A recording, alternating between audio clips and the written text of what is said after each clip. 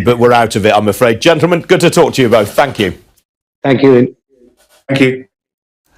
Well, still to come here on Ian King Live. We'll have a look at how global markets are doing this Monday morning. Don't go away.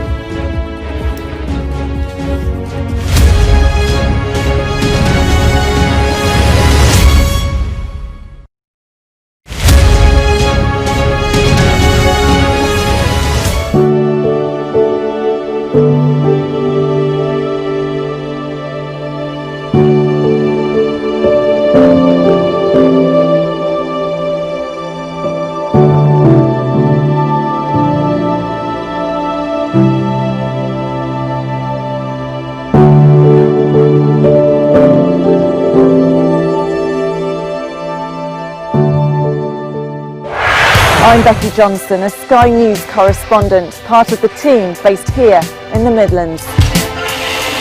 Allegations of exploitation in Leicester's clothing factories aren't new. In fact, it's been an open secret in this city for years. Made for people who want clarity in an uncertain world.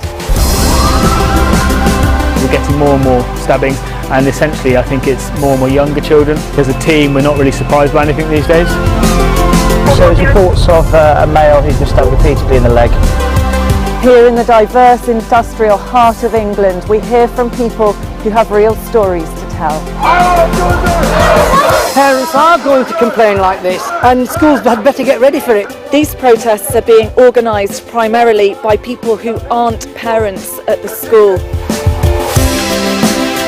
So some patients aren't going to survive this. We have to be prepared that patients will die from this illness. Staff here are currently identifying wards that could be turned into areas where patients with COVID-19 could be isolated. The River Severn is still rising, and people here in Ironbridge have been told it could go up by another metre before it starts to go back down. It's going to be a long, slow process of putting it back together, isn't it? We aim to be the best and most trusted place for news.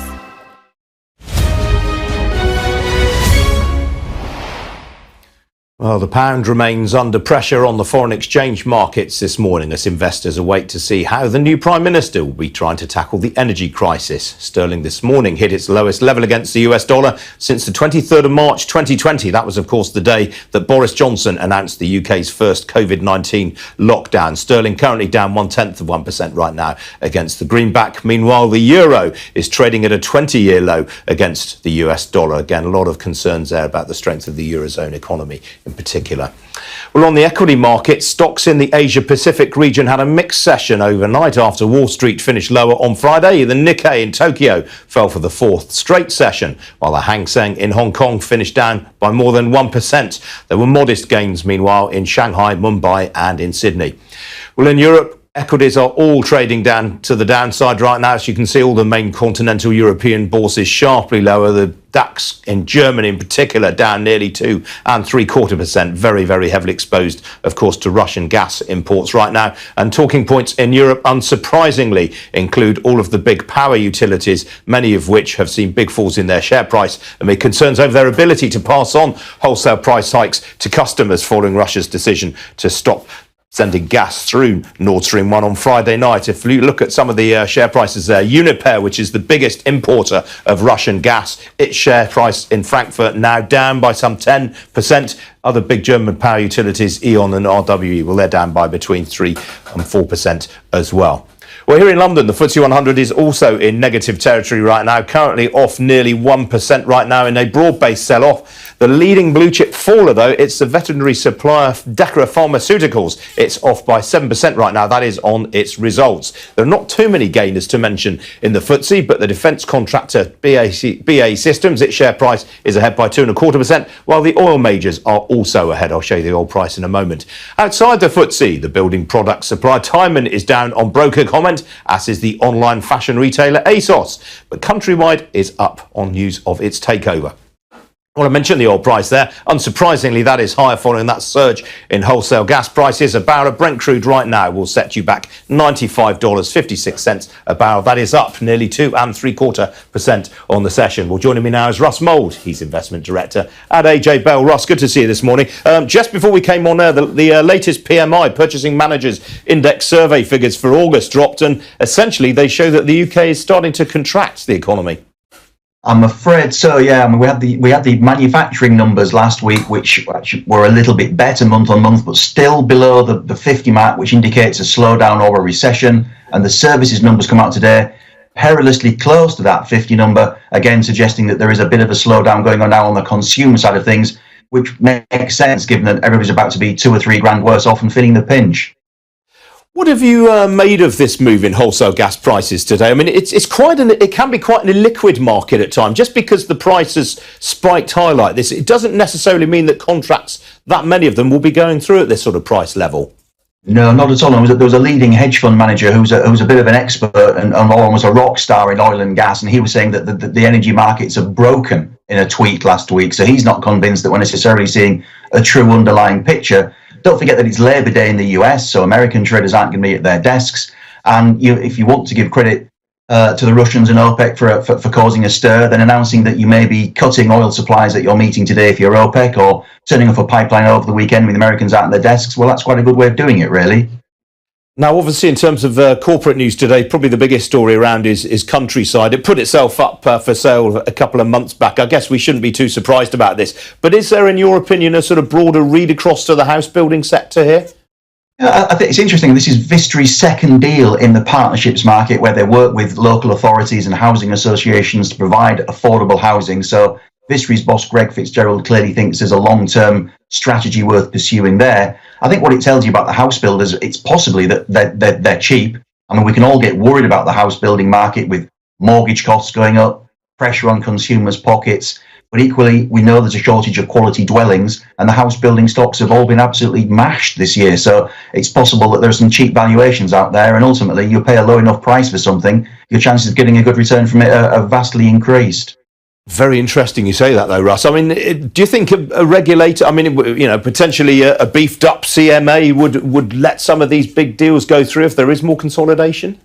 I think we do tend to see waves of consolidation in the house building industry. This is just in the partnership side is the next one. The CMA doesn't appear to have given any indication of concerns this morning, but I'm sure that Vistry will be watching out for that just in case.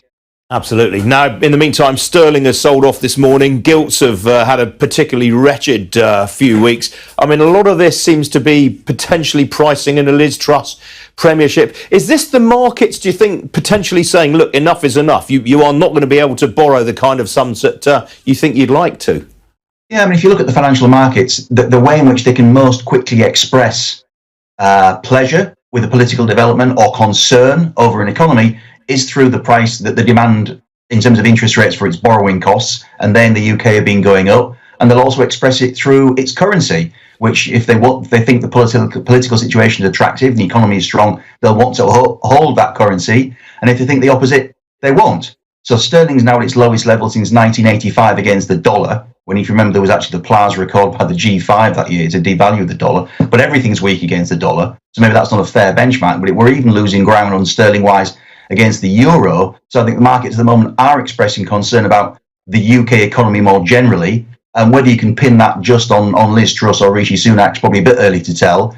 But I think it may be no coincidence that Business Minister Kwasi Kwarteng in the Liz Truss camp is in the Financial Times newspaper today saying we're not just going to be a wild tax and spend administration, we are going to be fiscally responsible. So I think they are aware in that camp that they don't have a free ticket when it comes to handouts and to adding to the £2.4 trillion national debt that already exists.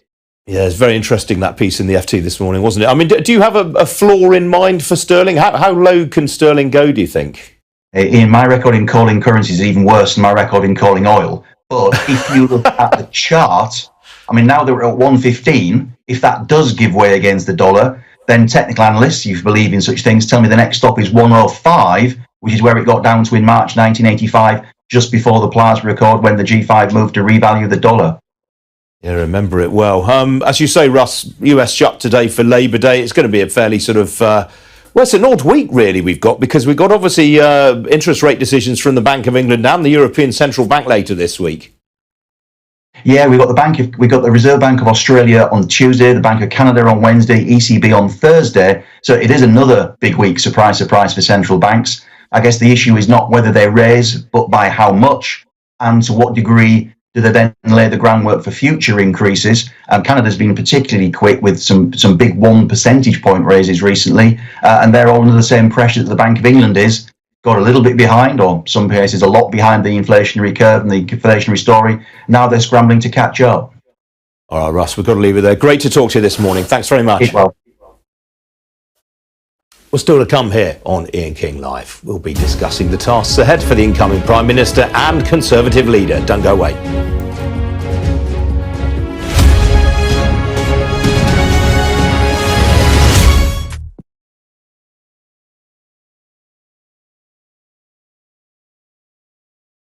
Welcome to Gabby Dave Global.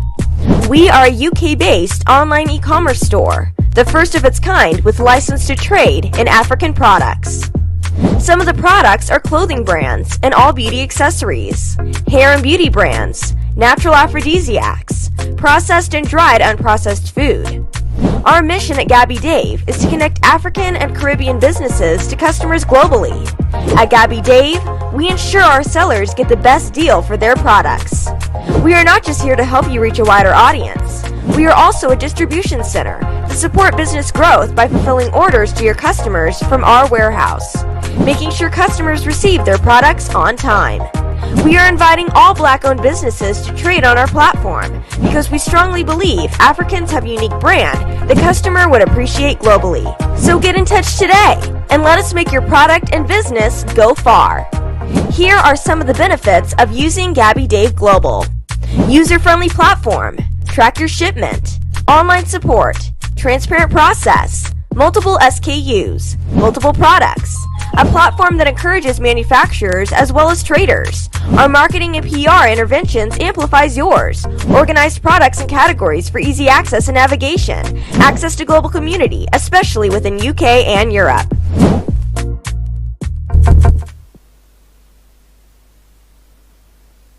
Hi guys, this is your friend Uruj from SendWave. SendWave is a money transfer app that is used by people all over the world to send money to their loved ones in Africa. With SendWave, you can send money to Ghana, Nigeria, Kenya, Uganda, and Tanzania. And the best part is, SendWave is absolutely commission-free. Our exchange rates are excellent. You can see for yourself by checking them out on our website. So how do you use SendWave? SendWave is an app that you can download onto your phone from the App Store or Google Play Store. The app is free to download. After downloading it, just open the app and enter your name, email, and phone number. That's it. You're good to go. Make sure you use the promo code SR, S for Star, R for Radio. This promo code will give you £5 free credit to send to Africa on your first transaction.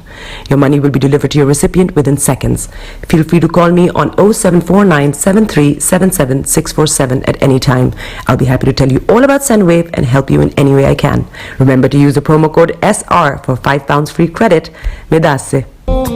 Hi everyone, it's your girl BB Clement, the author of How to Go From Employee to Entrepreneur and the host of your weekly business show, BB Means Business, the show where we discuss everything you ever wanted to know about business but you were afraid to ask. How do I start my business? How do I raise the finance? How do I grow my business? Where am I going to find my customers? Join me every Tuesday at 1:30 p.m. on Starr Radio UK to get all the information and tips that you need to become a successful entrepreneur and become financially free. Remember, don't let life dictate to you. Rather, put your signature on life.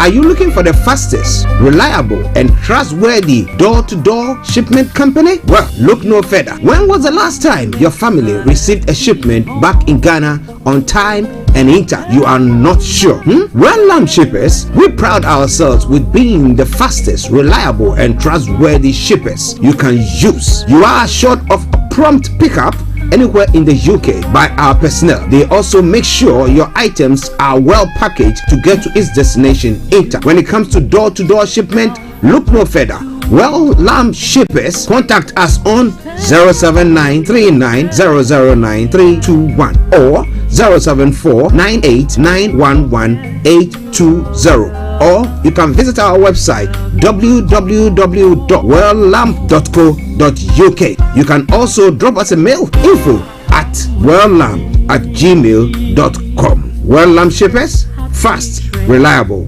and trustworthy.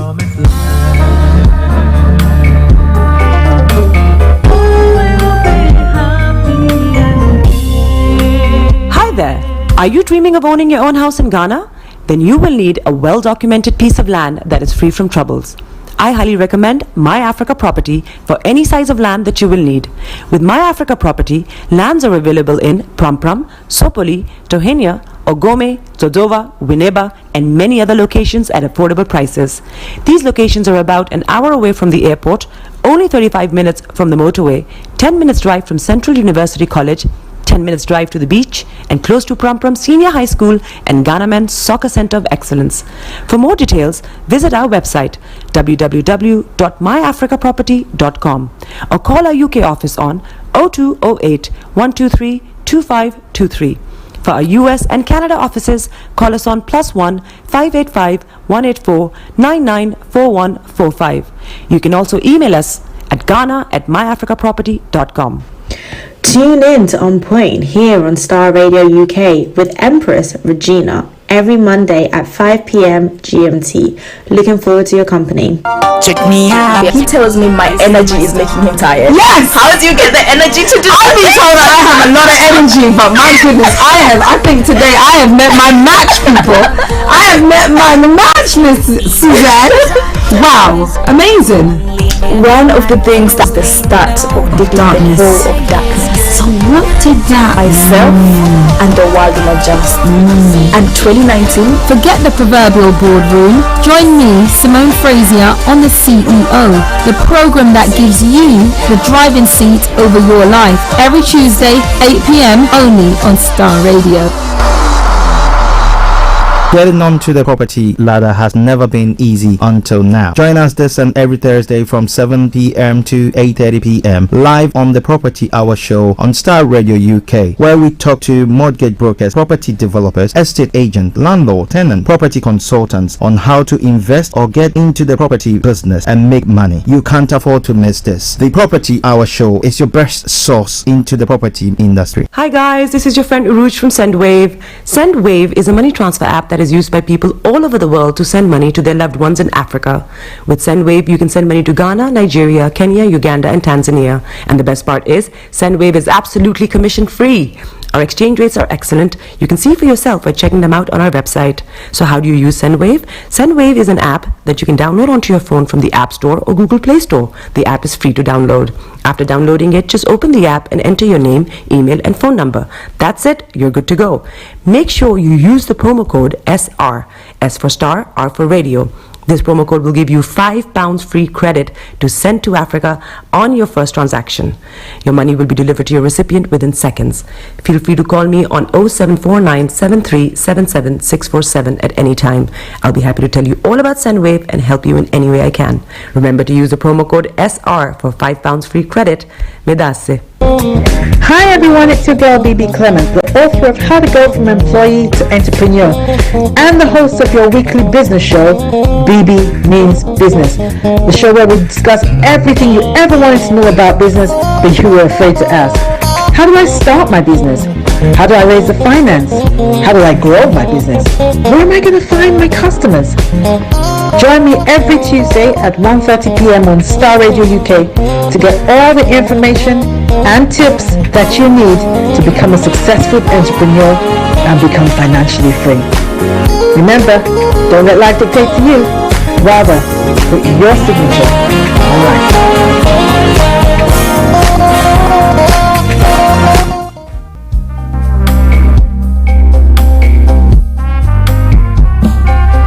Are you looking for the fastest, reliable, and trustworthy door-to-door shipment company? Well, look no further. When was the last time your family received a shipment back in Ghana on time and in time? You are not sure? Well, Lamb Shippers, we pride ourselves with being the fastest, reliable, and trustworthy shippers you can use. You are assured of prompt pickup anywhere in the UK by our personnel. They also make sure your items are well packaged to get to its destination in time. When it comes to door-to-door shipment, look no further.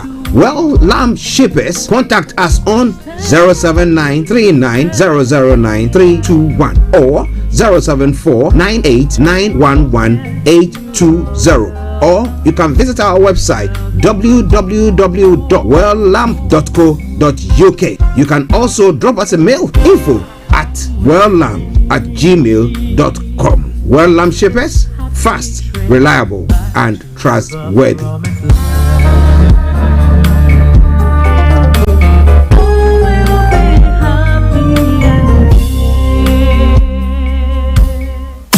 Broadcasting worldwide, online 24/7. All around the world. In your car. At work. At home. On your smartphone. This is Starr Radio UK. Turn it up. Are you ready to turn it up? 10, 9, 8, 7, 6, 5, 4, 3, 2, 1. Smile though your heart is aching. Smile even though it's breaking. When there are clouds in the sky, you get by. If you smile through your fear and sorrow, smile and maybe tomorrow you find that life is still worthwhile if you just smile. And the morning show. Hey, this is Archie, and you are listening to Starr Radio UK and the morning show.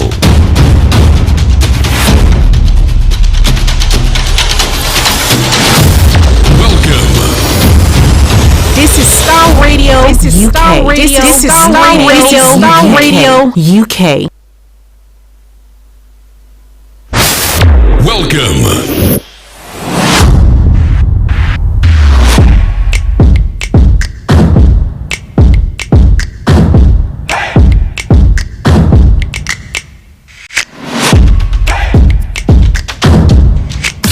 Broadcasting worldwide, online 24/7. Enlighten your day with Starr Radio.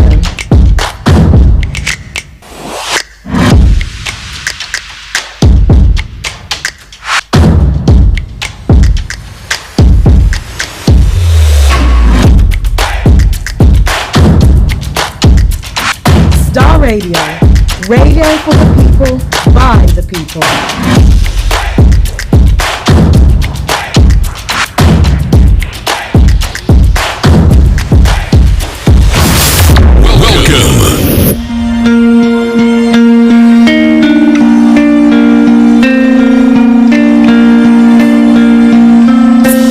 Love for you runs deep. All of you makes my heart beat. You make a doubt they fail. In your car. At work. At home. On your smartphone. And that's what makes you great.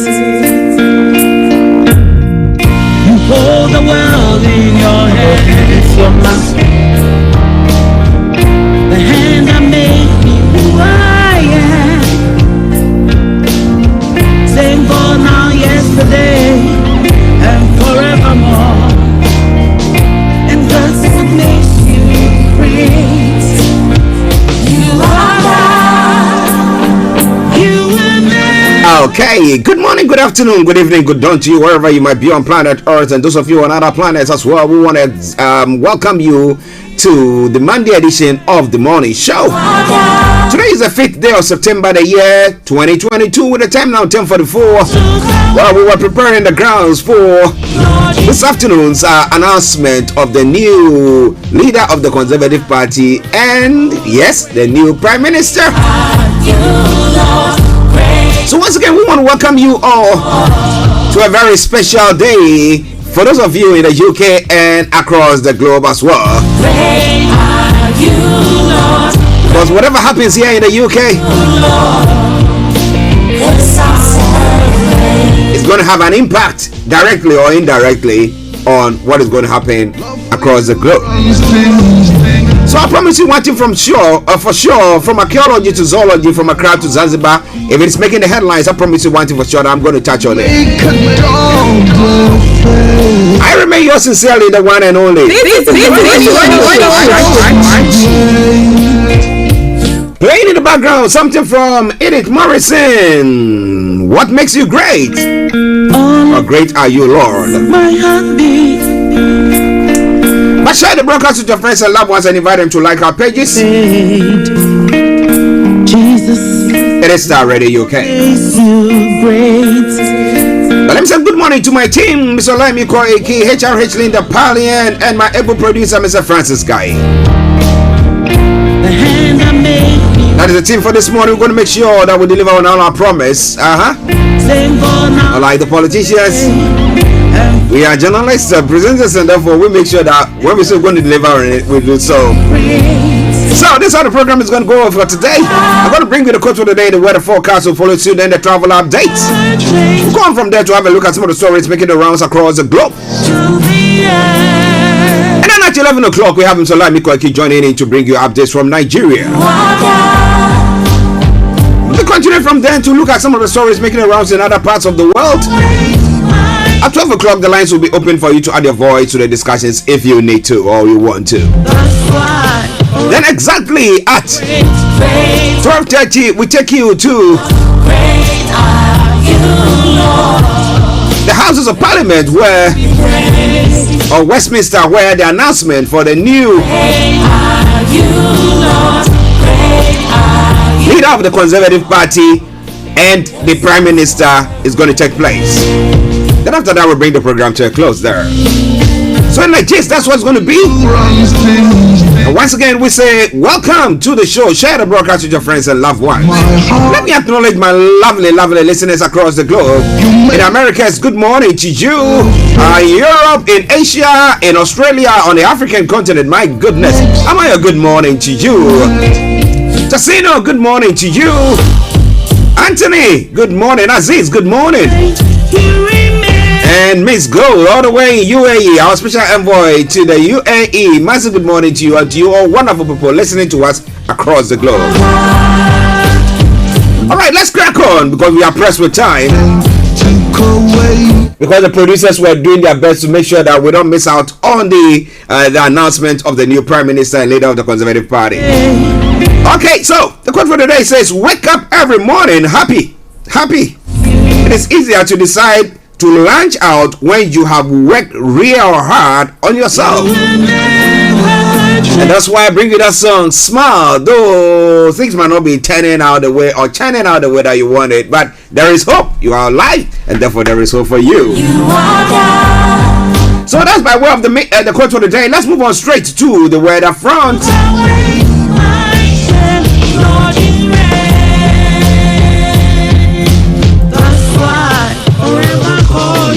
Okay, for today, it will be a mix of variable cloud and sunny spells. It will remain mostly dry, but a few scattered showers are likely to move in from the south in the early afternoon, heavy at times, but it's going to be warm. And this evening, the first part of the night, we'll see a few isolated thundery showers. Overnight, it will then be dry with clear chance of a few showers.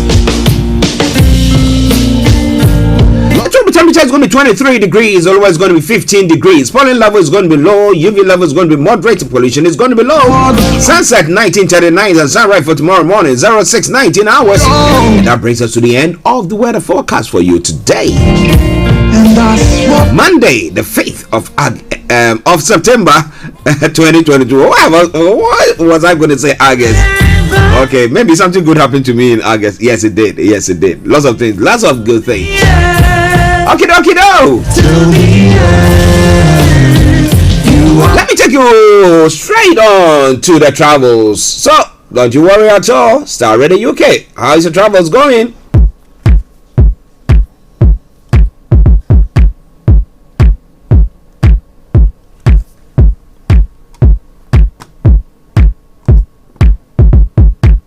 This is Radio UK. Okay, so keep your eyes on the roads. Keep your eyes on the roads. I'll keep you navigated. I promise I'm on the Starr Radio Travel Up that I come to every day from 10:40. It's now 10:50.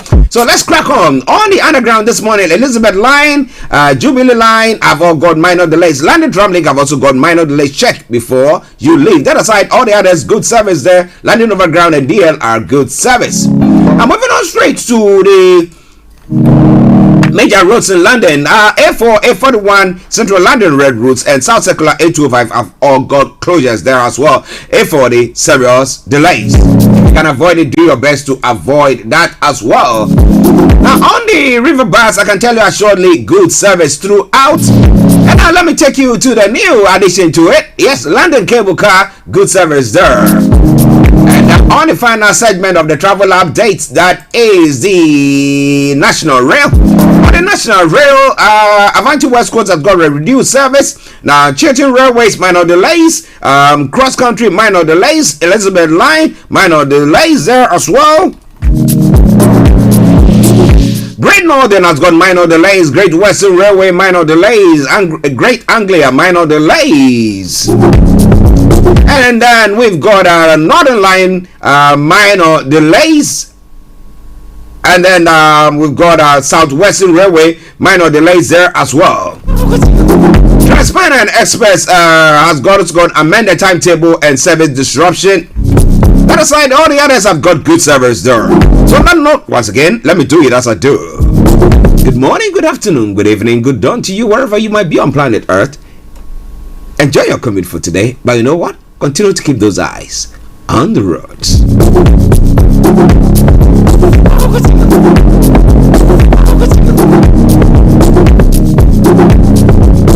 Hi guys, this is your friend Uruj from SendWave. SendWave is a money transfer app that is used by people all over the world to send money to their loved ones in Africa. With SendWave, you can send money to Ghana, Nigeria, Kenya, Uganda, and Tanzania. And the best part is, SendWave is absolutely commission-free. Our exchange rates are excellent. You can see for yourself by checking them out on our website. So how do you use SendWave? SendWave is an app that you can download onto your phone from the App Store or Google Play Store. The app is free to download. After downloading it, just open the app and enter your name, email, and phone number. That's it. You're good to go. Make sure you use the promo code SR. S for Starr, R for Radio. This promo code will give you £5 free credit to send to Africa on your first transaction. Your money will be delivered to your recipient within seconds. Feel free to call me on 0749 7377 647 at any time. I'll be happy to tell you all about SendWave and help you in any way I can. Remember to use the promo code SR for £5 free credit. Medasse. Welcome back to the program. It is Starr Radio UK. It's now gone 7 minutes to the top of the hour. So let's now quickly just get on it and let me bring you the global trotting that is pertaining to news that is making the rounds across the globe. In Nigeria, Chieftain 2023 APC Chieftain joins PDP and meets Wike in River State. Now, Dino Malayi implicated in Atiku Ayu PDP leaders all should be arrested. Fani Kayode continues with his rhetoric there. So we'll be looking at on that story as well. Terrorists invade mosque, gun down chief imam, and 3 abdes abducted as they were worshipping. A very sad one there as well. We thought that maybe the house of God is a place that, I mean, whatever happens, nobody goes there to perpetrate such ill. But well, that's what is happening. How Tinubu met, resolved Muslim ticket with Khan leaders. Well, Obasanjo was right. Fani Kayode is a 40 serial hustler. Dino Malayi blast APC chieftain. Well, so the banter goes on there. And Labour Party gives reason why Nigerians who attended Peter Obi's diaspora meeting were charged. Yes, they want to make money for the campaign. They don't want to be stealing money from anybody, as the others have been doing. And the APC government candidates reject Tinubu's campaign funds and Nigeria to pay Indian companies $496 million as settlement over steel plants. What has happened to that? Did they confiscate it at the state? And then, well, I mean, when we confiscate things at the state, or we nationalize things, are we even able to run them? Because let's take a typical example of the refinery, the national refinery. Nothing good is coming from there. Well, it's all Starr Radio UK. It is your favorite African and Caribbean radio station in London. Now moving on straight to other parts of the world as well. In Ghana, Karachi East MCE has been found dead in a hotel room. Yeah, anybody can die anywhere. You can't just say because he died in the hotel room. So, well, and then retired Honyenuga are given limited time to conclude Opuni Agongo trial. So how limited is limited? Well, these are all stories making the rounds this morning. And then why didn't you review ex gratia when you were president? Paul Adumotre is asking the former president. If you think that is a good thing, why didn't you do so? Or something that we think that we have to tackle, why didn't you do so? You had the opportunity. That seems to be what he's saying. Okay, and then moving on straight to some of the other stories. As I said, we don't want money for National Cathedral to come from taxpayers. Board of Trustees are saying, and one of the Board of Trustees is what is the name? Okay, I'll tell you. Miss Joyce, I've forgotten her name once again. Okay, Joyce Aye. Okay, Joyce Rosalind Aye, a member of the board, says we don't want taxpayers' money to be used for that. I remember back in the day while I was a student in secondary school. Yeah, Joyce Aye was then the secretary for education. Those were the days. Now, at least 19 civilians killed by extremists in Somalia. Some of the stories making the rounds there on the African continent. And Kenya, at least 3 die in floods caused by heavy rains in Dakar. Okay, and then Nigeria, 2 dead after Lagos building collapse. Another building collapsed there as well. William Ruto vowed to respect expected court ruling over disputed polls as well. So let's see. Everybody's saying that, look, we respect that. We're going to be adhering to it. So that's a good news, right? Yes. It is all coming away from Starr Radio UK. It is your favorite African and Caribbean radio station in London. Now moving on straight to other parts of the world as well. Well, in other parts of the world, the police are hunting suspects over deadly Canadian attacks, stabbings that took place. The police hunt 2 men after at least 10 people are killed in a wave of attacks that have shocked Canada. We'll be looking more into that as well. What went on in their brains for them to do so? Now, Chileans reject radical changes to constitution. The new progressive document was meant to replace the constitution drawn up under military rule. So somebody will ask the question, if Nigeria's constitution is supposed to be replaced or jaggled up or reviewed, whatever they put across, would that be one that everybody will accept and say that let's let sleeping dogs lie and let's be together? That is a question there. I want to have your take on all that. It's all coming your way from Starr Radio UK and your morning show. Now moving on straight to some of the stories making the rounds here. Now, UK next Prime Minister to be announced, and as I said, I'll be taking you straight there. Now at 12:30. Now Liz Truss is expected to beat Rishi Sunak to become new Conservative leader and the new Prime Minister. But do you think she's got what it takes? That is the question. And then Chris Mason, new Prime Minister, must unify divided Tory MPs. Well, freezing energy bills expected from new Prime Minister. Well, she said that she doesn't believe in handouts. And she doesn't believe in windfall tax. So how is she going to go about it? You know. Well, this I don't know. Okay, let me just leave it. Let me give her a bit of a breathing space and let her come on. Let her put her policies across, and we'll scrutinize it and let you know. Because when it comes to politics or politicians here, now when they know that the odds are against them, then they have to find something to blame. Okay, and when I see such stories and I see such events, I really get to the place where I'm thinking, oh, migrants are going to be the ones who are going to face the full brunt of the hate that is going to come, because they know for sure that, because the odds are against it.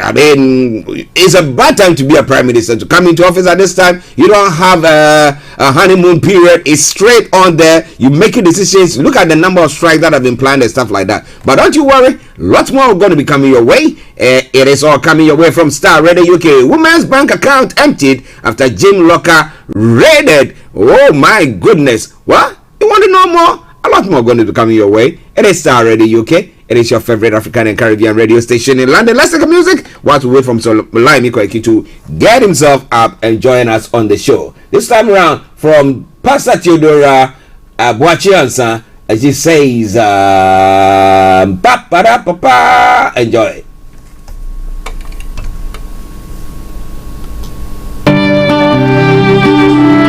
It is well.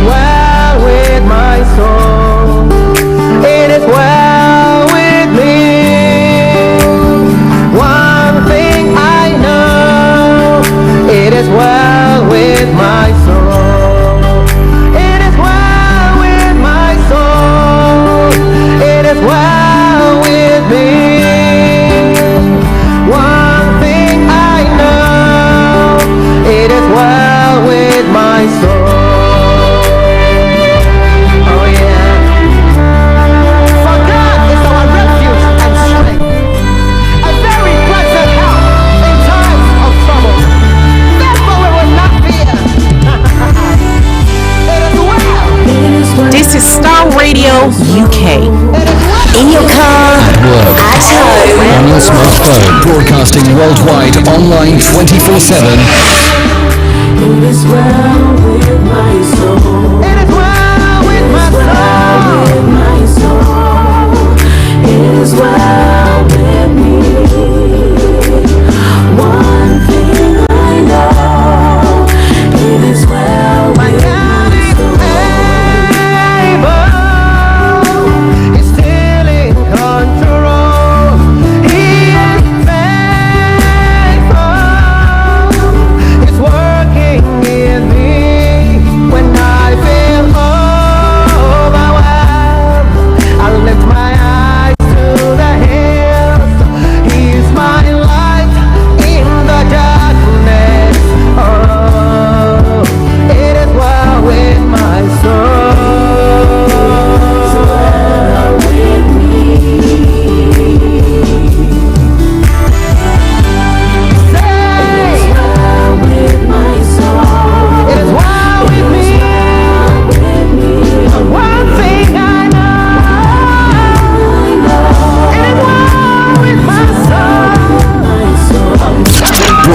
Worldwide, online 24/7.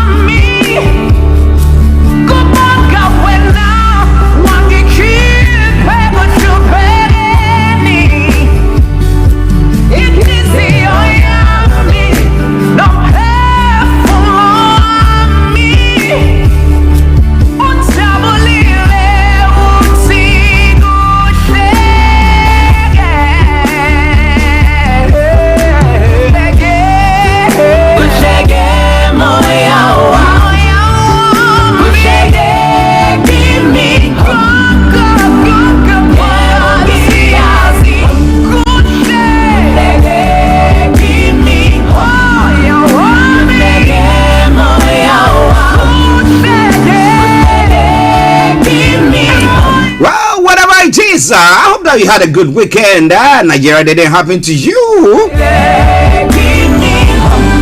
And it is well with your soul as well.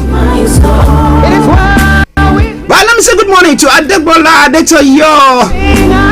Good morning, Mr. Koike and Mr. Archie. And a heart to you, our hearts out to you as well. Miss Gold, hey. Good day. How are you doing? Hope you had a good weekend wherever you are listening to us from or watching us from.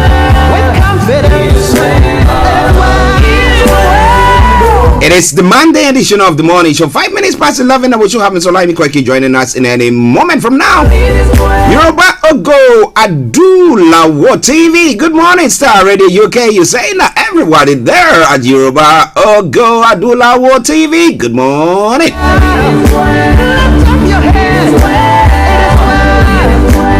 I hope it is well with every one of you. Yes, Miss Gold. Thank God you're doing great there as well. And we're doing great here as well. It was quite a busy weekend, but hey. At least Nigeria didn't happen to us.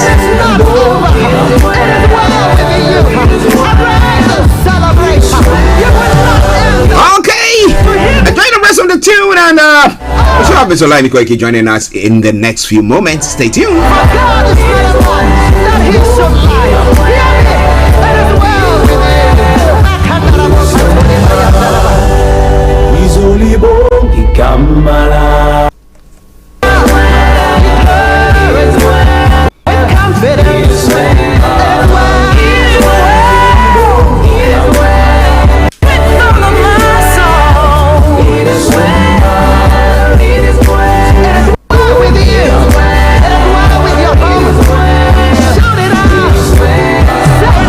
This is Starr Radio UK. Broadcasting worldwide online 24/7.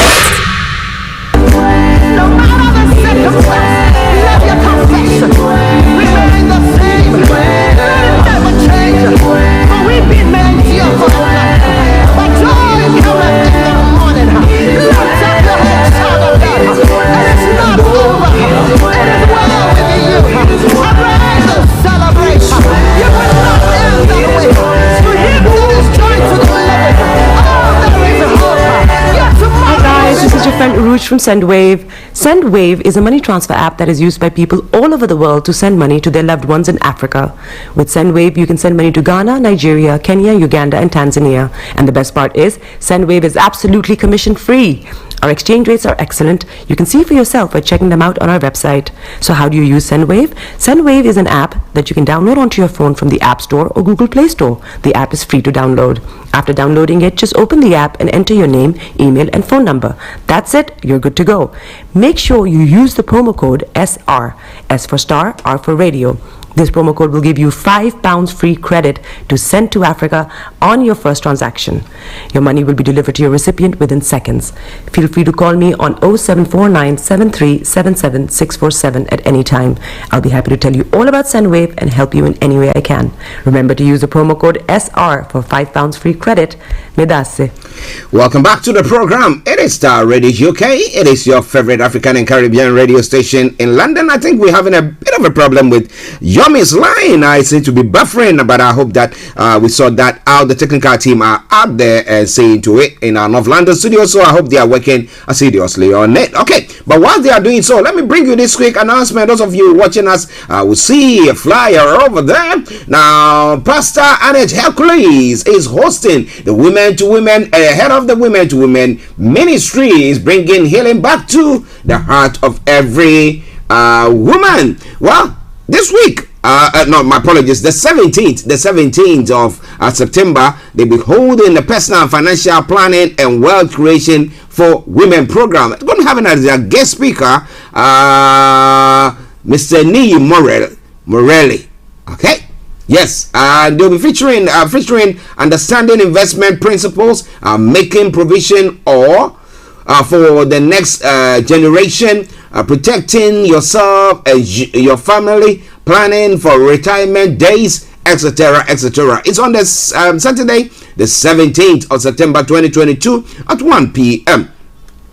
It's going to be at the venue is Fulham United Reformed Church premises and we want you to join in on that program. Yes. Let me put the address there. It is 472 to 480 Fulham Palace Road, London, and the postcode is SW6HY. Okay, but now I think we can see Miss Olayomi Koiki. Everything is set up, and let's cross over straight to our North London studios where we have him all ready to fire on all cylinders. And let me say, Yomi, massive good morning to you.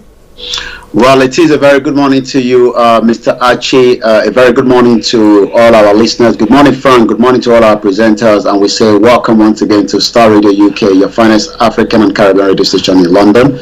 And I slightly come again to you in the studio, Mr. Archie. Yes, how are you doing, sir? And how was the weekend? Well, enough rest. I could tell you I had enough rest, enough sleep, and it couldn't have been more than better, especially as the final weekend of the schools resuming back. Some have already done so today because my son has a very short trip in the school today, so he's gone back to school. So he will be resuming tomorrow morning. So we had a very beautiful weekend with the family. A small dinner, I will say, away from the meal at home. So the weekend was beautiful, just as we continue with other engagement. But remember, I told you, Nigeria never happened to you. It's quite a lot of things have happened to so many Nigerians about the weekend I will be discussing. But for now, I come back to you. How was your weekend? Yeah, my weekend was good, but busy. I mean, I think I've not had enough sleep, but it's all good. One thing for sure is that Nigeria didn't happen to us, but unfortunately, it's happened to others. But let me acknowledge a couple of people, and then I come back to you. Miss Oduatide says Equator, and then Miss Gold said, what we are waiting for now is declaration of our new nation. We are tired of being together with people who don't know the value of life. Well, and Oduatide says, he's just saying, good morning, gold beating, low crew, okay? I think he understands, they understand whatever message that you're putting across there, so let me leave that to them. But unfortunately, as we say, Nigeria may not have, it shouldn't happen to you, but it did happen to other people in Nigeria when a terrorist abducted 32 the burial those who are guests at a burial ceremony in Ondo State, and we find out that I don't know whether the TESCOM director was part of those who went for that ceremony. That's a different one entirely. That's a different one entirely, but they're all from Ondo State as well. Okay, so let's go to the terrorists that abducted 32 people, and there was another story talking about some worshippers who were also attacked by some terrorists, virtually shooting the imam and other people in the congregation. And you ask yourself, what is all that going about? Over to you, sir. Well, a very good morning, good afternoon again. We're transmitting on the sister network from this side as well. So that means we have numbers of 5,000 people that are listening and watching us this morning from Instagram, Twitter, the MixLR, and we have to appreciate each and every one of them because we've already started a program prior to joining this particular one. Before that, a very sad one from one of the diaspora as investment was lost in a business yesterday, in what we can call again Nigeria. What do we mean by that?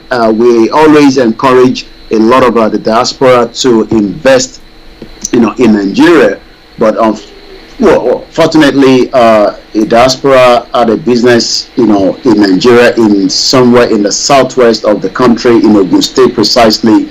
And I got a call on Saturday afternoon that the whole hotel was burnt down.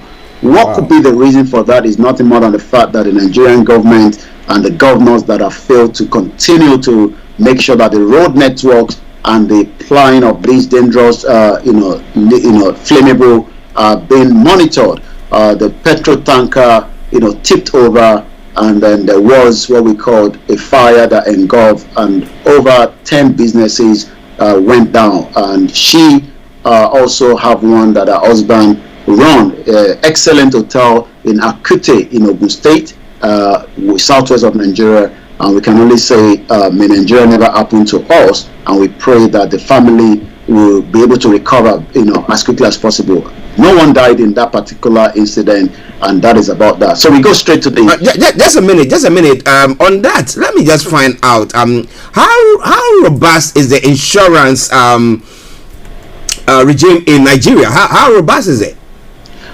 When we talk about insurance in Nigeria, we do have insurance. It's part of the, something that should have generated a lot, if the country was working. But I'm not sure whether the business is insured, and if the business is insured, that means, they will have to file, insurance damages on that property. But from what I was told after we sent some individuals to do some inquiries, the motorboy and the driver has run away. I'm not sure whether the government, especially the state governor, would have the capacity to trace back who actually owns that tanker, if the tanker is insured to cover the cost of what has happened.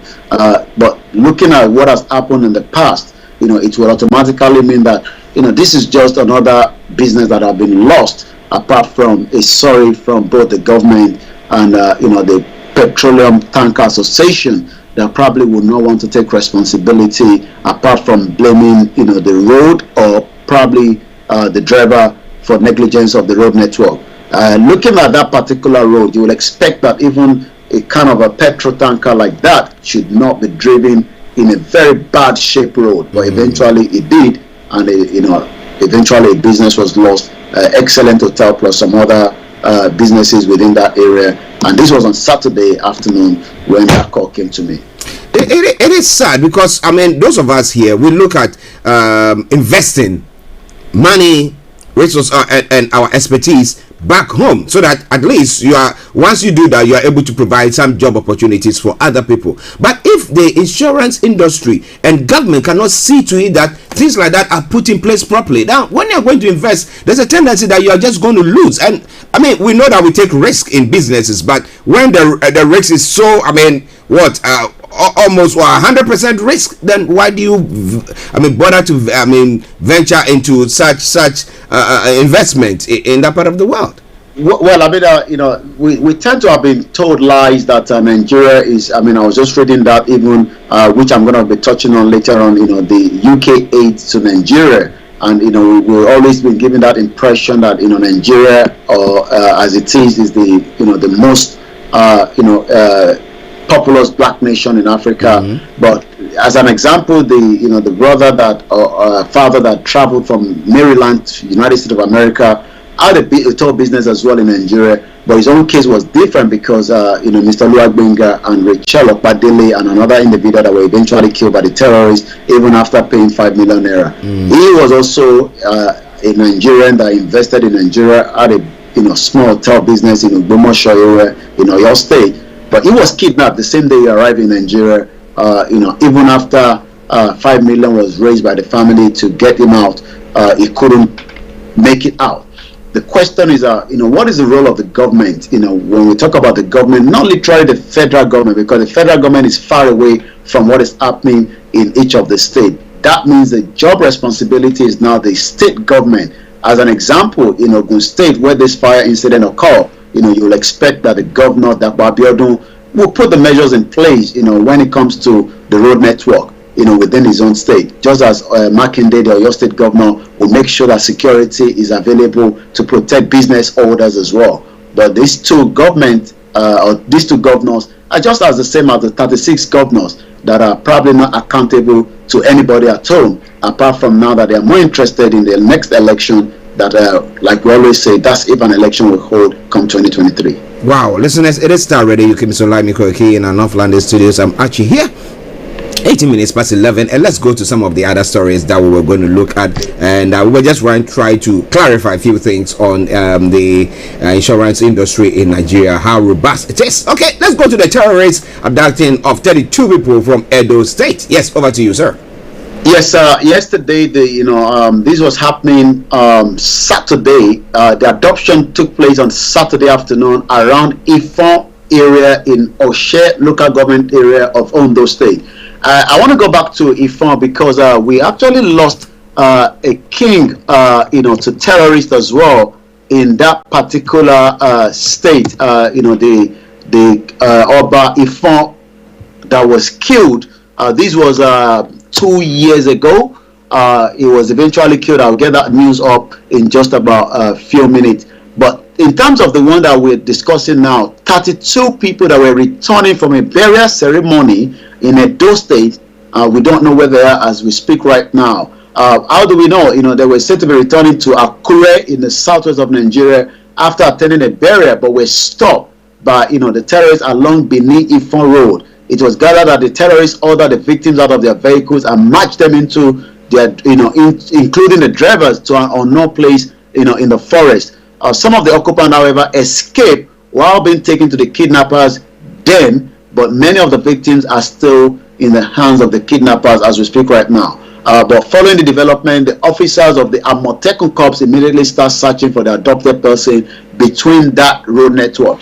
Remember that as we were going away for the weekend, I did talk about 177 road networks in Nigeria today that have become a dangerous hotspot, from the southeast to the southwest to the middle belt. And it seems, what has actually happened is just one out of those so many road networks that these 32 individuals. As we speak right now today, we do not know how many are still in the hands of these terrorists or whether there's a contact that has been made yet with the family. But one thing I can say is that, the Amotekun are very effective. These are hunters as well that knows the route very well. But the problem is they do not have the same firepower, with these terrorists that are carrying, a very powerful, sophisticated weapon. But like I said, we hope that, they will be able to get them out safely before it is too late, because the terrorists, as we know from experience of those that have been captured, moved very swiftly.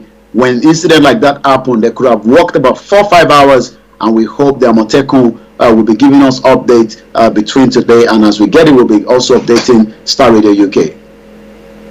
Okay, yes, definitely we're going to be doing that, but we hope that the state security, that's the Amotekun that you are referring to, and then the federal security get themselves involved in all this to make sure that Nigeria is not happening to people like that, going about their businesses and see what is happening. Adenike Ofi says greetings to you, Koike and Mr. Archie. Greetings to you. Can come off just for 30 seconds. I come back in. Okay. Listeners, just bear with us. Yes, do so. Okay, and to Andre, the one of you who is also listening to us as well, said yes. Odatile, yes. You see, Adenike says it's been a long time, but well. Adenike, where have you been? Okay, we hope that everything is well with you. All right then. It's on Starr Radio UK. It's your favorite African and Caribbean radio station in London. Those of you on the Facebook, share the broadcast with your friends and loved ones. Those of you on the YouTube, subscribe to our page, and every time we are on, you wouldn't miss a thing there. All right then. So when it comes to other stories, missing Ondo Tescom director has been found beheaded. What has brought about that? How come he was beheaded? When was he abducted? And what happened? Well, we'll go back to Mr. Olayomi in our North London studios, where he's going to give us the details of that. Over to you, Yomi.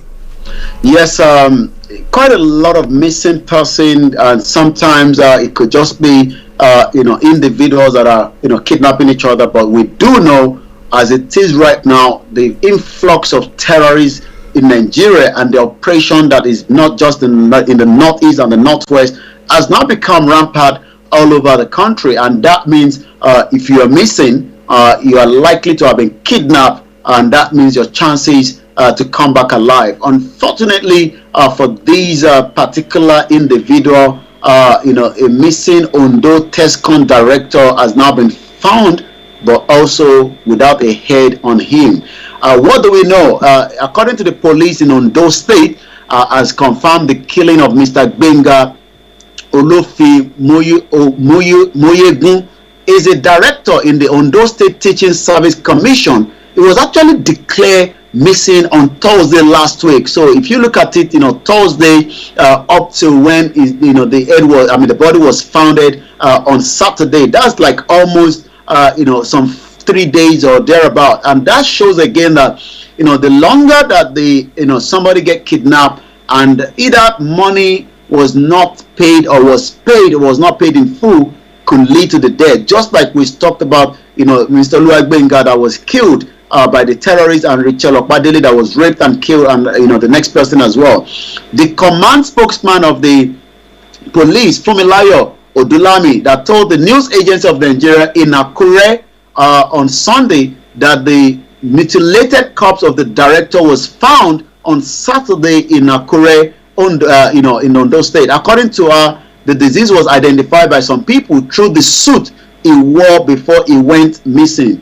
Yesterday afternoon, somebody called to inform us that a decomposing corpse was found at St. Teresa, close to St. Peter in Akure. When the police got there to remove the corpse, some people came around and identified him as the director. The question then is, 3 days he was missing. What could have happened? We haven't got any much information on that, but it seems that just as we always say, Nigeria never happened to you. But according to the police spokesman, says investigation was continued to unravel the circumstances. That for me is just a mere say. Nothing is going to be done. It's just another Nigerian that has been killed by a terrorist, Fulani, inside Nigeria.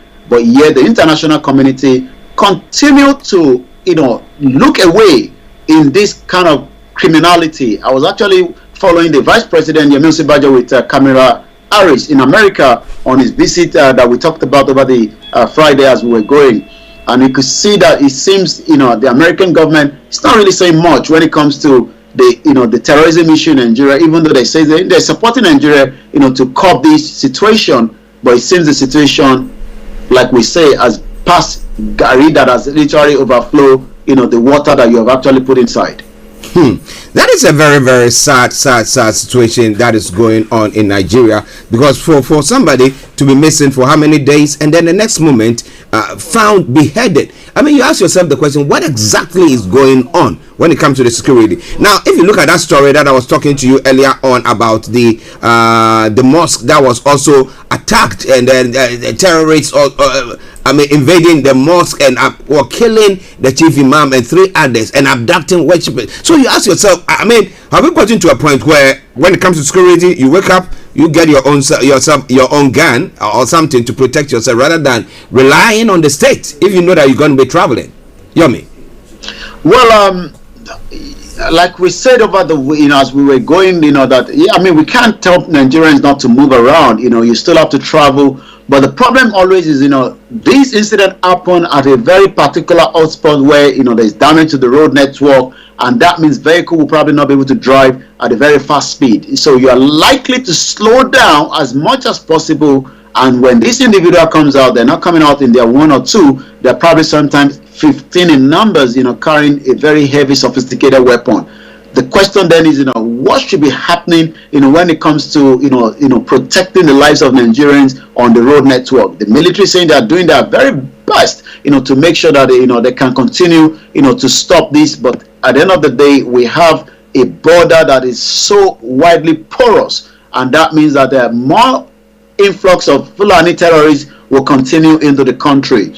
Police are doing their best, just as we're speaking now. Police neutralized terrorist rescue adopted victim is the headline that is just coming in some 43 seconds ago as we're discussing this. I'm not too sure which particular side, but operatives of Katsina State Police Command, led by Kankia DPO, has neutralized 2 terrorists on September 4, which was yesterday. Report indicate that the police received a distress call that the terrorists numbering 11, remember I told you, they are not going out in 3 or 4, they're going out in huge number, numbering 11 on a motorcycle armed with AK-47 rifles, attacked the resident of one Alhaji Ibrahim Abdullahi, age 60 years, of Kakia local government, abducted him to an unknown destination. Upon receipt of the report, the police team blocked the hoodlums at Juga village, subsequently engaged the hoodlums in a fixed gun door, neutralized 2 of the terrorists, confiscated their operational motorcycle.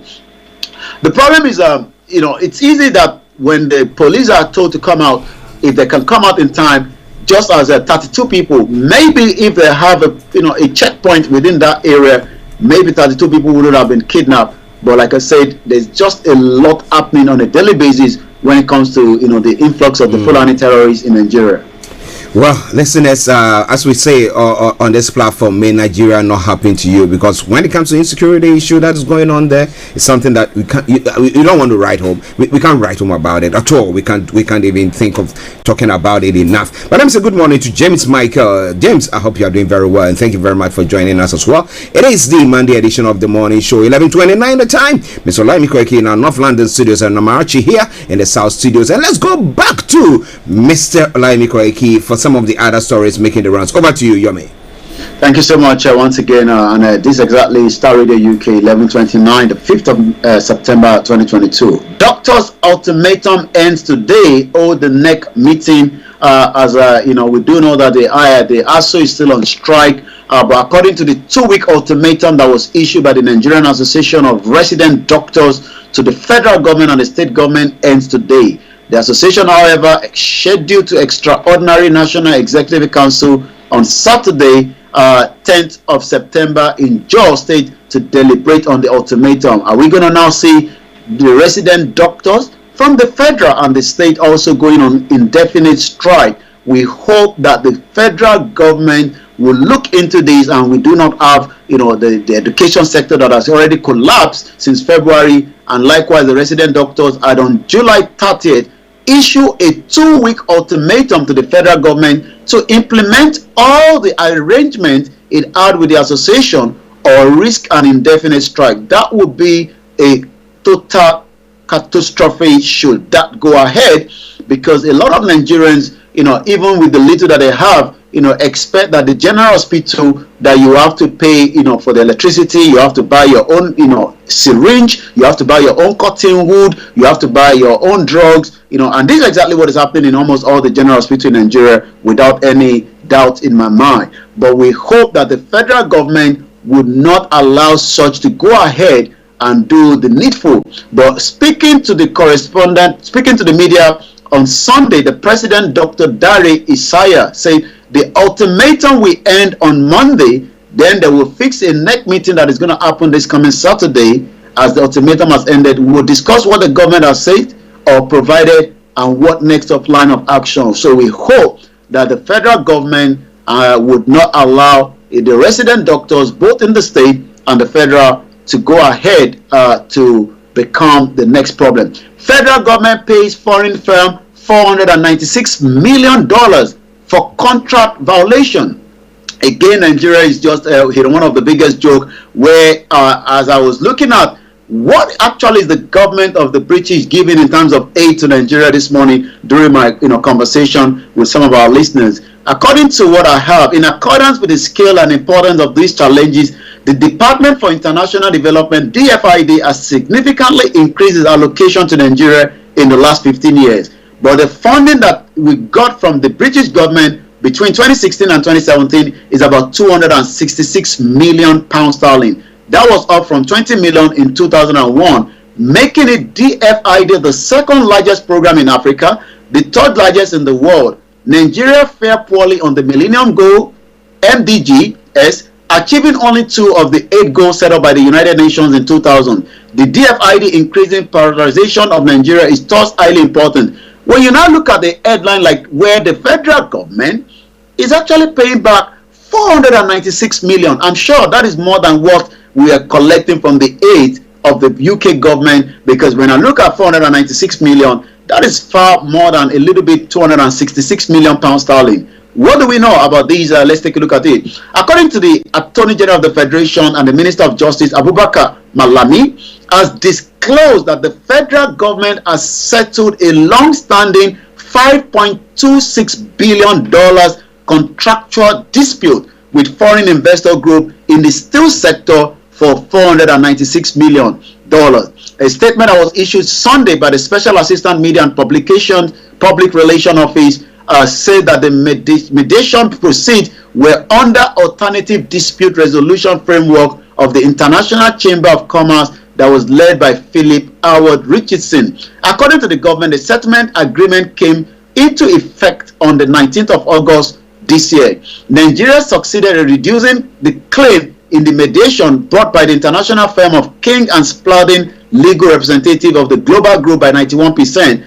A claim for over $10 billion was threatened in arbitration before the International Chamber of Commerce at the International Court of Arbitration in Paris in respect of 5 major contracts from 2004 up to 2007 covering steel, iron, oil, and rail. According to Gada, it revealed that the source of dispute were 5 contracts that was entered in 1999 to 2007 by the former president Olusegun Obasanjo, which gave a complete dominance over the Nigerian steel space to one group. Imagine, we've actually given one particular company the whole steel sector in Nigeria.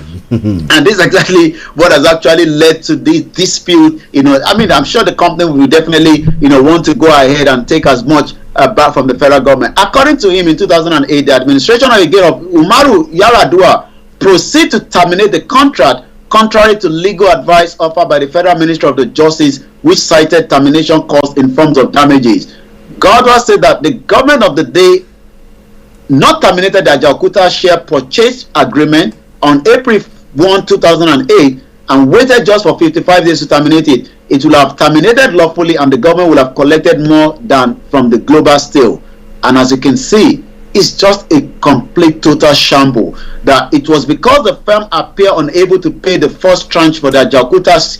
Ajaokuta is one of the biggest part of what could have made Nigeria a global firepower, whether building machineries or whatever that we can do, but rather we're still here paying back international community for funding that they're trying to get back from us. I know you want to say something on that. I might come back to you again in the studio. Yeah, interestingly, when it comes to government lawyers, because they are the ones who scrutinize these things. I mean, apart from those who go cut deals for countries, but there's the lawyers who know exactly what they have to do when it comes to this, but they're not doing it. And we sit down and we pay them.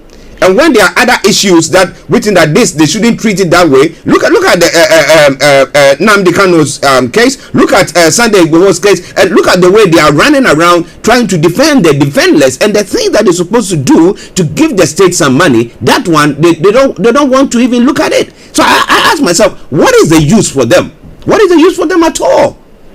Well, you're quite right. You will expect that before we can sign any sort of agreement, the government legal department needs to look into this, but it seems that as a lot of evidence have also been pointed to the former president Olusegun Obasanjo for selling so much asset of Nigeria to the international community, and this is exactly why the federal government have now paid back 496 million for contract violation.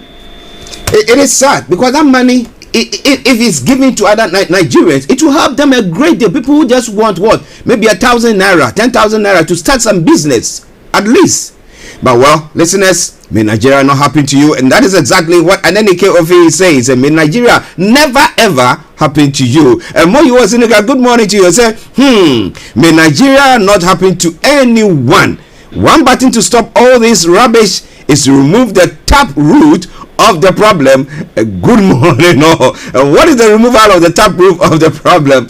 That is making everyone go their separate ways if the center cannot hold. But it's all Starr Radio UK 1137, and we have Mr. Olayomi. But Yomi, there's this story that you posted that I wanted us to actually touch on it. Buhari, northern governors are encouraging crimes by pardoning terrorists, bandits, Southeast stakeholders. I said, what is that story about? Can you give us a bit of detail about it? John Oko, a lawyer, have said that pardoning terrorists are done more harm than good to the national security. I saw a video that popped up yesterday, where repentant terrorists will even allow, their wives into the camp. I mean, you will expect that even and they're being paid as well for keeping them there, according to what we know. But stakeholders in the southeast have now called on President Muhammadu Buhari and the governors to treat terrorists and their sponsor as enemies of the state and stop granting them pardons. We've seen, banners. We've seen donation of food to terrorist repentant. We saw even last week, the Emperor is trying to use one of the terrorists to also tackle, the terrorists that are operating in that particular state. But according to the stakeholders made the call, in a survey on consequence of granting pardons to terrorists as well as not exposing their sponsor.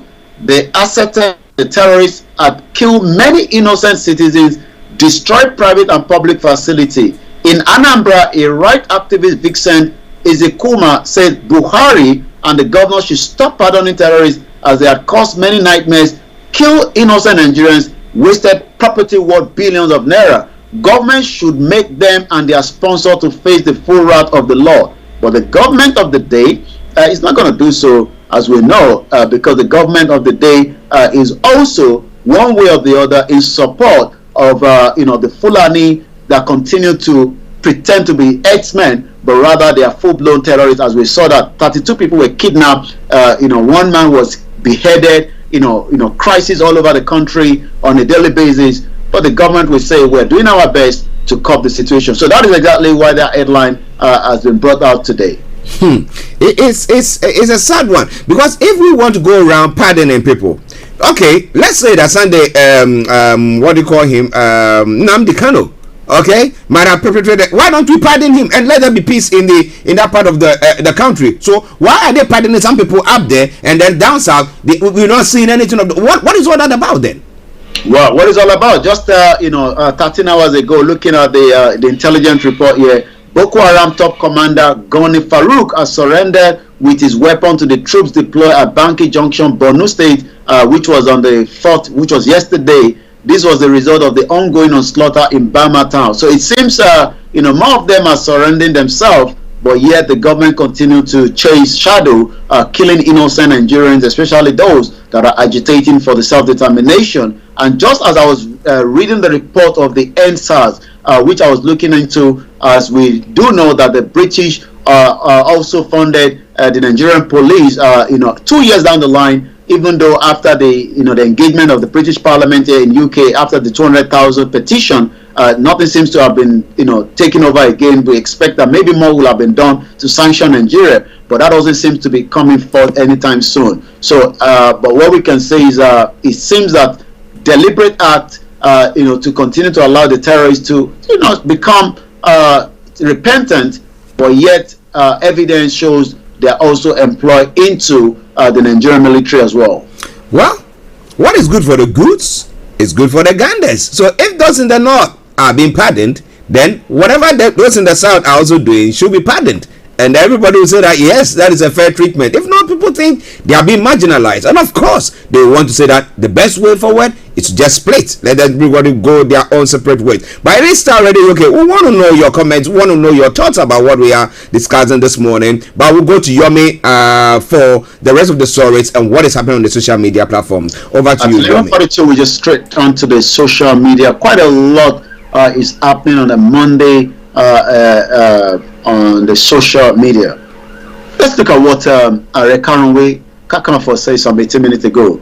For the betterment of the Yoruba land, I believe that the resources of the Yoruba land should be used to develop Yoruba people first and last. I also believe that only Yorubas should occupy political positions in Yoruba land. If that makes me a tribalist, a fascist, or bigot, so be it.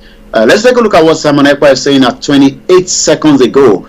As the Biafra people prepares to exit evil and terrorist Nigeria called British Company by 2023, they are sit at home today, which is the 5th of September 2022. Biafra land is under lockdown. Government houses, banks, market, governor, civil servant, all of them are obeying. And it's quite true because, even the state governors have decided to use Saturday as alternative to Monday in the southeast.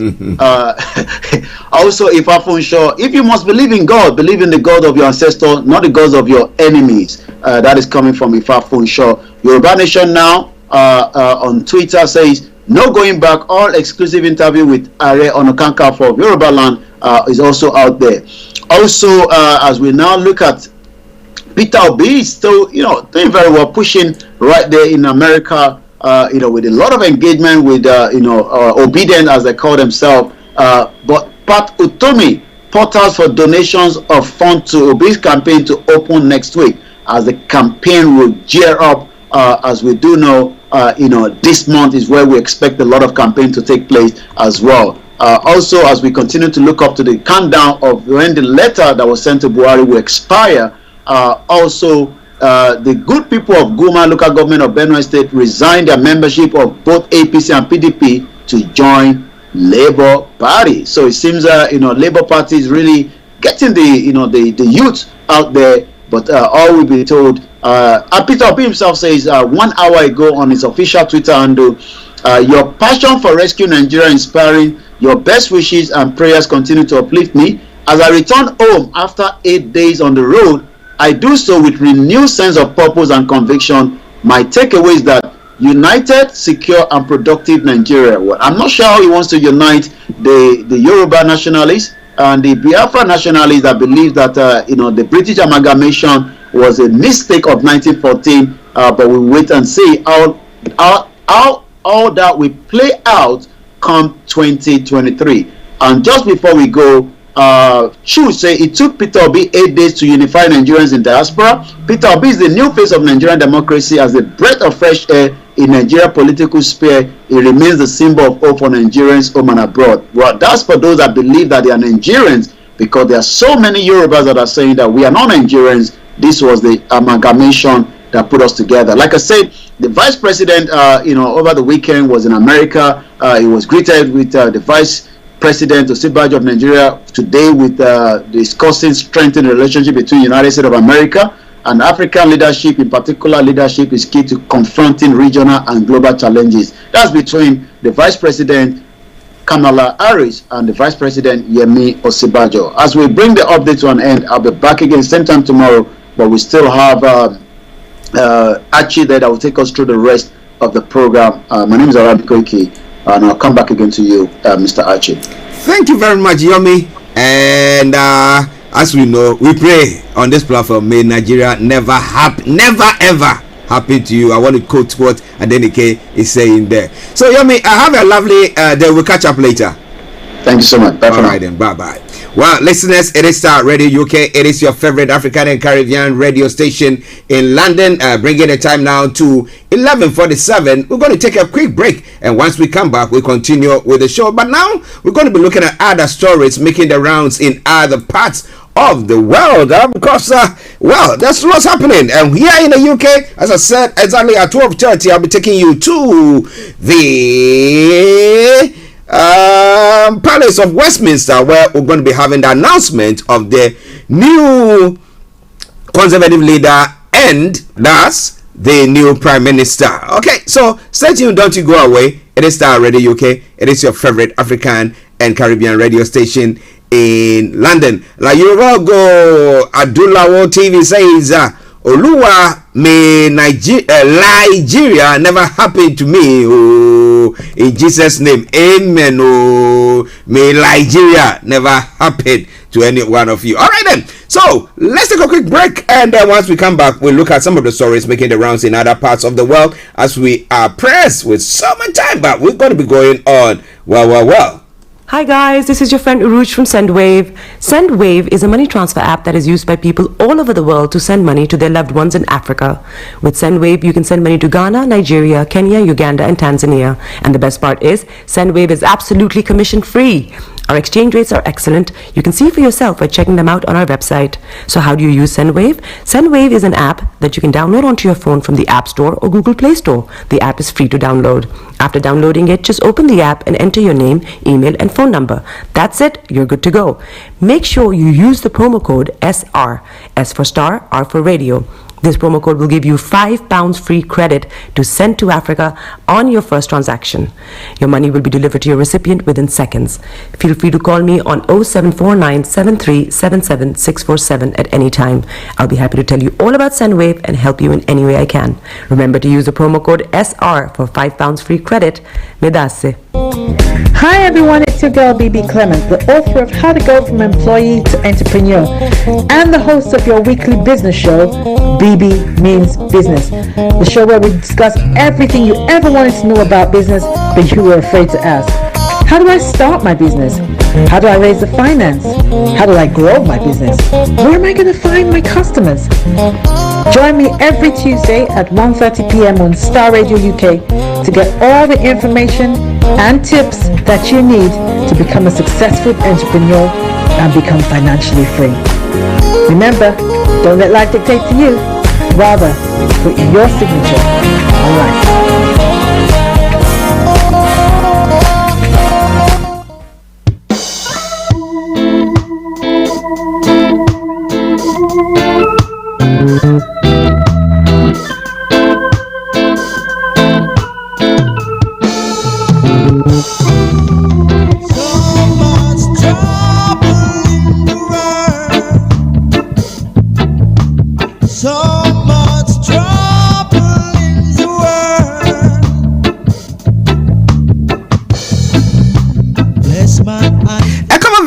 Oh, Bob Marley's so much trouble in the world, and I can tell you assuredly, oh my goodness, you don't want to talk about it, do you? But this time round, coming from the pajama. There's nothing that a good reggae tune in the morning kind of fix. What do you think? All right then. So enjoy that in a bit. I'll be with you. Bless up under spaceship, million miles from reality. No care for you, no care for me. So much trouble in the world. So much trouble. All you have to do is keep a little, keep a little, keep a little, one more time, again, again, again. So you think you found a solution, or it's just another illusion?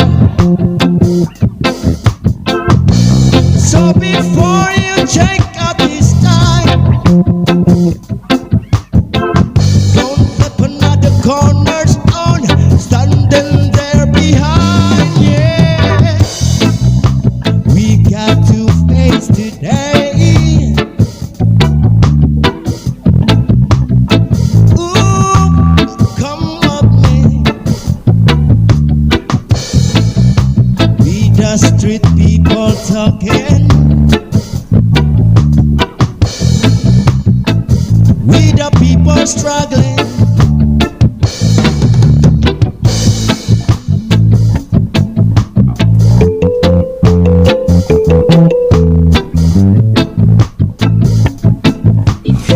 Okay, don't worry. At the tail end of the program, I promise you one thing for sure. You know me, and I promise I deliver it. I'm not like a politician. I'll be bringing you the full tune without any interruption there. But it's all Starr Radio UK.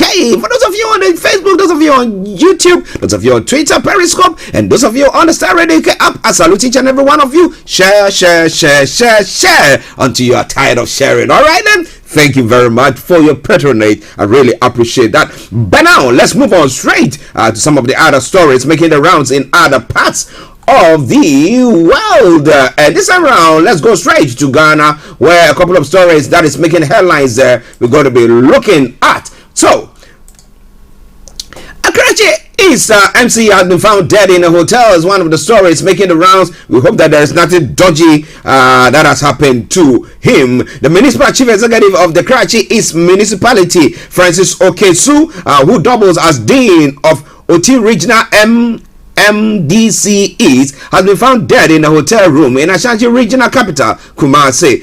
Sources say that the hotel explained that the deceased arrived at the facility on Friday evening, but he did not step out of the whole of Saturday nor request anything from the hotel. So what happened to him? The management of the hospitality facility became curious and attempted to check on him. We knocked at his door several times, but there was no response. They were forced to open the door and found him dead. The source explained that an official complaint was lodged in the Ofori-Krom District Police Command over the matter before the lifeless body was conveyed by the police to the morgue. We hope that forensics is done there, and then right things are done. All right then.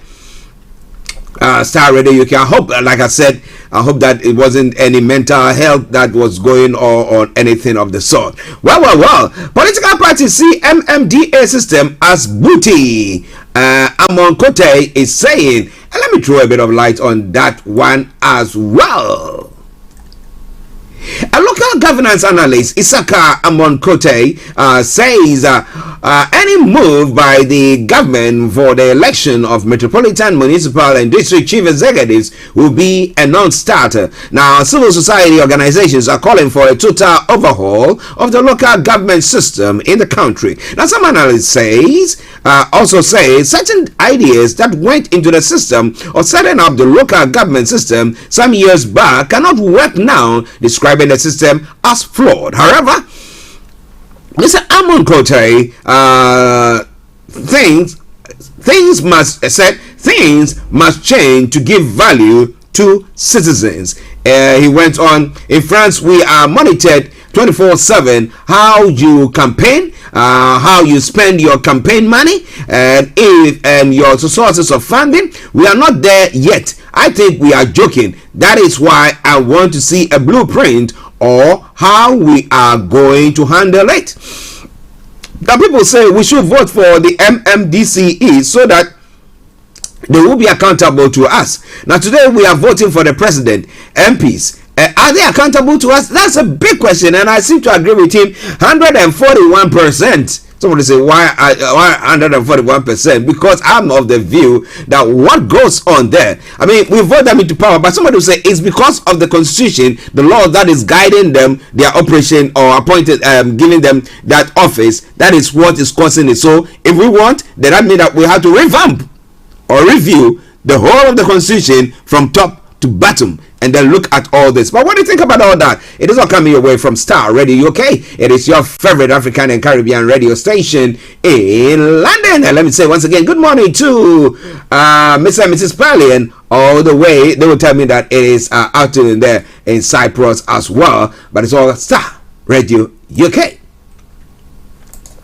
Now to some other stories. Broadcaster Paula Dumoche has questioned the rationale behind ex-president John Dramani Mahama's promise that the NDC government will review the 1992 constitution, particularly the emolument of Article 71 of its holders. Now, speaking, he said that the TV president said which was it was monitored, and the broadcaster indicated that Mahama's promise was surprising since he never spoke about constitutional review during all the years he, Mahama, was president. He added that the former president must explain why he failed to continue the review process started by the late Professor John Evans Atom Mills. Now, why are you, Mahama, waiting 8 years to continue if the review process started by Professor Mills when you could have continued right when Professor Mills was buried? He, Mahama, has had 4 seasonal addresses in Parliament.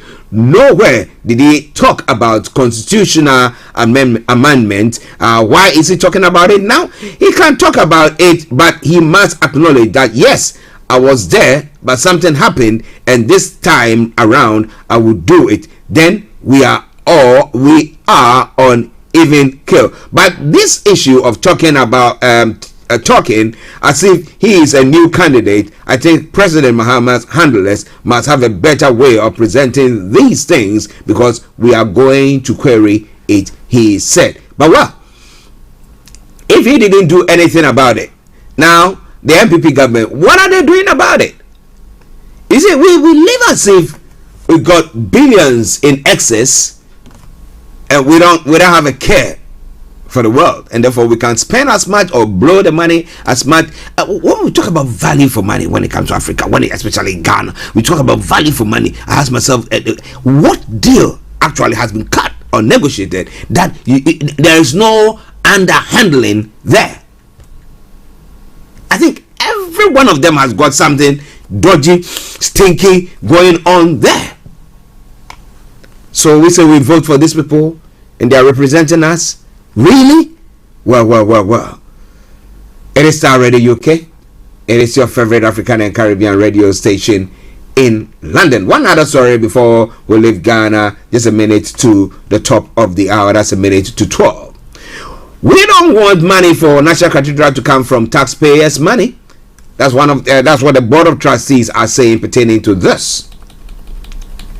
The Board of Trustees of the National Cathedral Project has said they do not need monetary support for the construction from the government aside from the seed money. A member of the board, Joyce Rosalind Ayi, said their focus is on the Christian community to help construct the project. Now, according to her, that is the board, understand the issues of Ghanaians have raised against the usage of state funds for the construction. Now, speaking on a talk show, Madam Joyce Ayi insisted that they will not depend on state funding for the construction. I know some people feel very strongly against, and it's okay. And it's okay to feel very strongly against it because nobody will is used to do it. Okay. In fact, the reason why we are sitting here talking is that apart from the seed money that the president promised, we don't want money to come from the taxpayers. We don't want the money to come from the taxpayers. That is why we are sitting here today. That let us all give to support, she said. Now, work on the National Cathedral project is currently suspended. This is because its secretariat has run out of capital to finance the construction. So the issue is, where are we going to be getting the money from? Akufo-Addo has got how many years before the end of his tenure? Now, we have the contractors and their staff on site, but the work has been suspended. We are hoping that within the next couple of weeks, as part of our fundraising and other initiatives, we can begin work again. He stated, according to him, the ability to complete this work keenly depends on Ghanaians supporting it. Meanwhile, the Auditor General has said 142 million Ghana cedis was spent on the edifice as of December 2021. Is it taxpayers' money there, or is it the initial seed money that was put in there by various entities, or even the state itself from the taxpayers' money?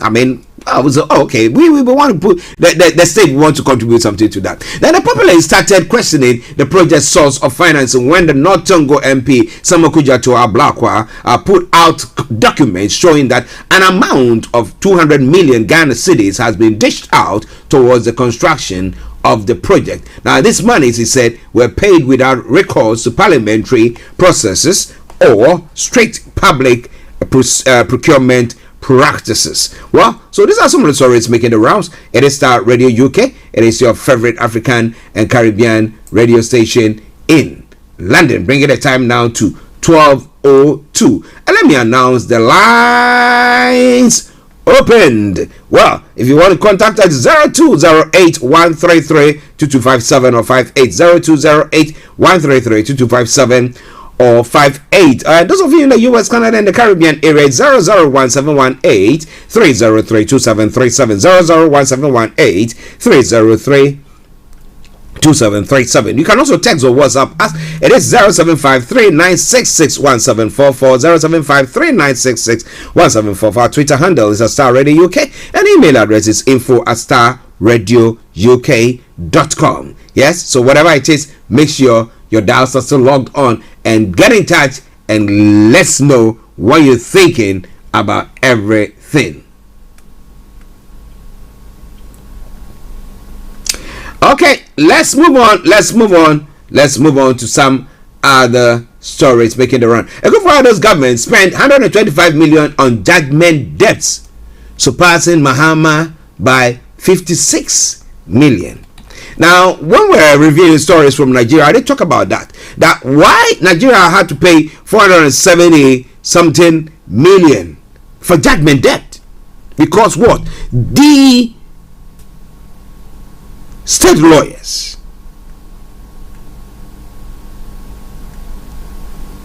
or that is the Attorney General's department or the various countries are not doing what they're supposed to do when it comes to looking at what deals that we are cutting or negotiating and stuff like that. We don't do diligence to that, do we? as I said, because somebody's going to make some 10% or some percentage in there, so they just quickly, let's do it so that I can get that money. That's what they look at, but not the interest of you and I. How much money do you, remit to? If you are this part of the world, remit to the country. It is quite sad there, but well, what can we do about it? It's all coming away from Starr Radio UK. It is your favorite African and Caribbean radio station in London. 12:05 the time, the morning show, the program. I am Archie. Now we're going to be moving to other parts of the world, but still on the African continent, looking at some of the stories that is making the rounds. Okay, well, in Kenya, Kenyan presidential election, Supreme Court validates William Ruto's win. That is a breaking news that have come through. Now, Kenyan Supreme Court has unanimously, so you've got a unanimous, how many there, validated the disputed presidential election results held last August, in which Vice President William Ruto was declared winner with a 50.5% of the votes. Now, Chief Justice and President of the Supreme Court, Lady Justice Martha Koome, delivered the verdict today, that is afternoon there, by dismissing many of the petitions that alleged fraud in the technology used in the electoral process, while recognizing what is called a serious malice in governance of the Electoral Commission.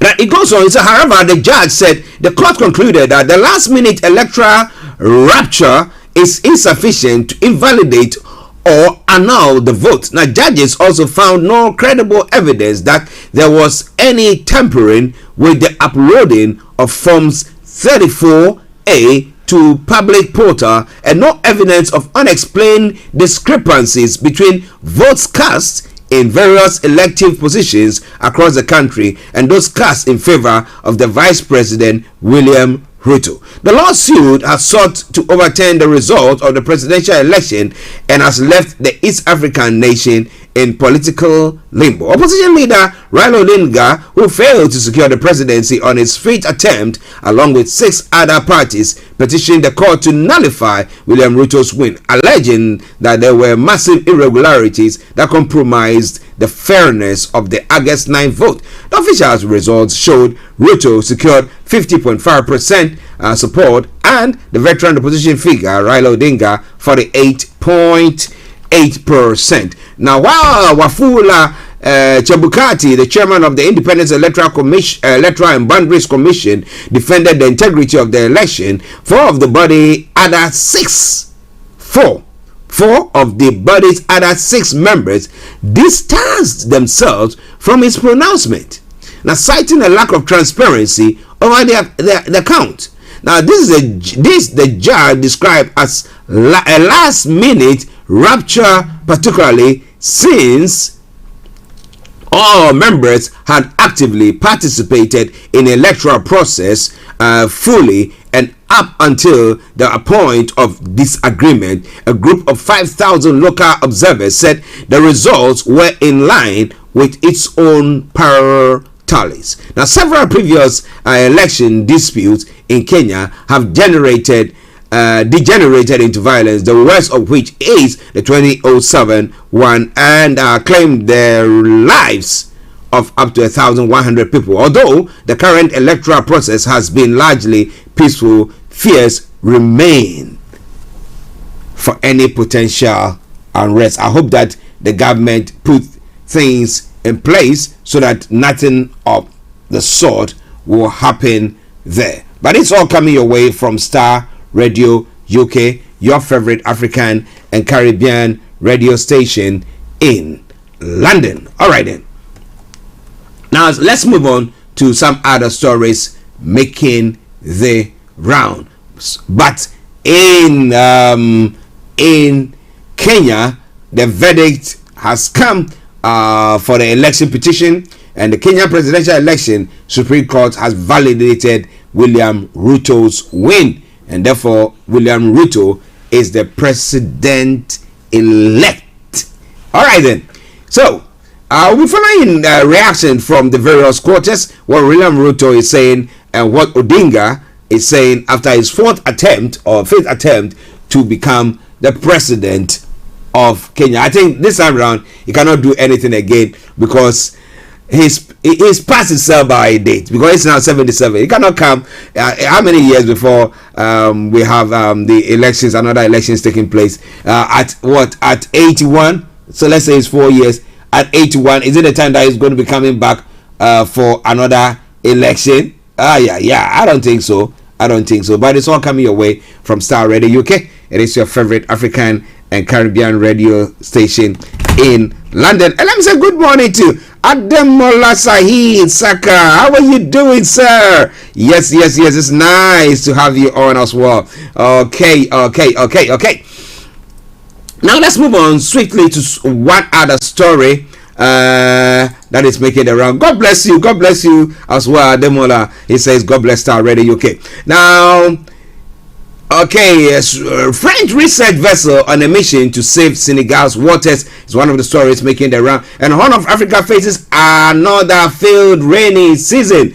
And you know that when that happens, what happens on that front. But it's all coming away from Starr Radio UK. Now let's move on straight to other stories making the rounds in other parts of the world, but because as I've said, at exactly 12:30, I'm taking you straight to the Palace of Westminster to bring you the happenings, the announcement and of who the next Conservative leader and the next Prime Minister of the UK is going to be. So don't touch your dial at all. I promise you, I'm going to bring that your way. It is Starr Radio UK. Moving on straight to other parts of the world. In Canada, well, 2 suspects are being pursued. The Canada stabbing, police hand suspect after killing spree in Saskatchewan. Is one of the stories making the rounds there. The Canadian police have launched a huge manhunt for 2 men suspected of stabbing at least 10 people to death in a rampage that has shocked the nation. Now, 2 suspects named as Damian Sanderson and Miles Sanderson are on the run and considered armed and dangerous. Now, victims were found in 13 locations in the remote indigenous community James Smith Cree Nation and nearby Weldon. Now, it is of the deadliest act of mass violence Canada has ever seen. Prime Minister Justin Trudeau said it was heartbreaking. At least 15 others were injured in the killing spree, with police urging residents to be extremely vigilant as they conduct a search across one of Canada's largest and most remote regions. In a quote, it said, "I'm shocked and devastated by the horrific attacks today." Mr. Trudeau said those responsible for today's abhorrent attacks must be fully brought to justice. As news of the stabbing broke, a dangerous person alert was sent to all mobile phones across the province of Saskatchewan, Manitoba and Alberta, an enormous region almost half the size of Europe. Where are these people going and how can they be pursued? That is a question. But we hope that they are arrested. I know when it comes to their security intelligence and everything, there is much compact than what we have in Africa and some of our countries there as well. So we'll see what happens on that front. But it's all coming away from Starr Radio UK. I'm glad, Ademola, that you are doing very, very well. Thank God for that. Well, China quake, deadly tremor rocks Sichuan city in lockdown. That's a 6.6 magnitude earthquake has hit southwestern China, killing at least 13 people. The quake struck at 13 hours local time, that is 05 hours GMT, in Sichuan province at a depth of 10 kilometers, that's 6 miles. Now, the impact severed telecommunication lines and triggered mountain landslide that caused serious damage. And our local media report says now some 21 million people in Sichuan's capital, Chengdu, were earlier ordered to stay home because of COVID rules. The epicenter of the quake was at Luding, a town in a remote mountain region located about 226 kilometers southwest of Chengdu, according to the China Earthquake Network Center. Tremors shook buildings in Chengdu and the neighboring mega city of Chongqing. Okay, leaving roads blocked and cutting telecommunication lines in areas home to more than 10,000 residents, according to some CCTV footage that has been received. The shock also forced some power station to shut down in the areas of Gazi and Yahan. The Chinese broadcaster has said more than 500 rescue personnel have been dispatched to the epicenter, while workers labored to clear roadblocks caused by landslides, according to state broadcaster, the CGTN. But this all coming away from Starr Radio UK. It is your favorite African and Caribbean radio station in London. Bringing the time now to 12:15. In the next 15 minutes, I'll be taking you to Westminster Palace, where we're going to be having the announcement for the next Prime Minister and leader of the Conservative Party. All right then, so that's going to be taking place in the next 15 minutes. So stay glued to us. Don't you go away. We'll make sure that you don't miss anything. Yes. Now, moving on still to some international stories as well. Now, Russia embassy attack. Well, information coming through Afghanistan.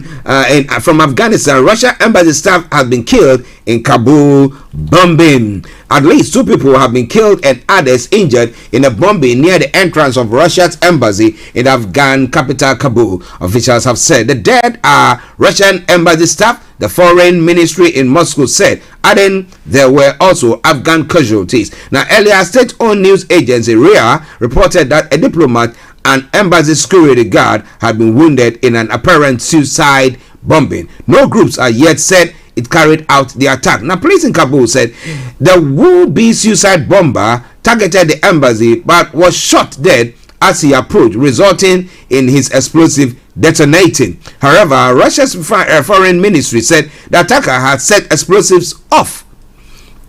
Now, Russia is one of the few countries to maintain diplomatic presence in Afghanistan after the Taliban seized control of the country in August last year. Now, Russia does not officially recognize the Taliban government. However, the two sides have held discussions over agreements pertaining to the Afghan purchase of commodities like wheat, gas, and oil from Moscow. Well, they want to trade. So, the fact that the West have decided to leave them on their own, well, they think that, it's a good trading ground. Let's get there and let's do what we want to do there. But it's all coming your way from Starr Radio UK. One story from the international scene before we come to the UK front.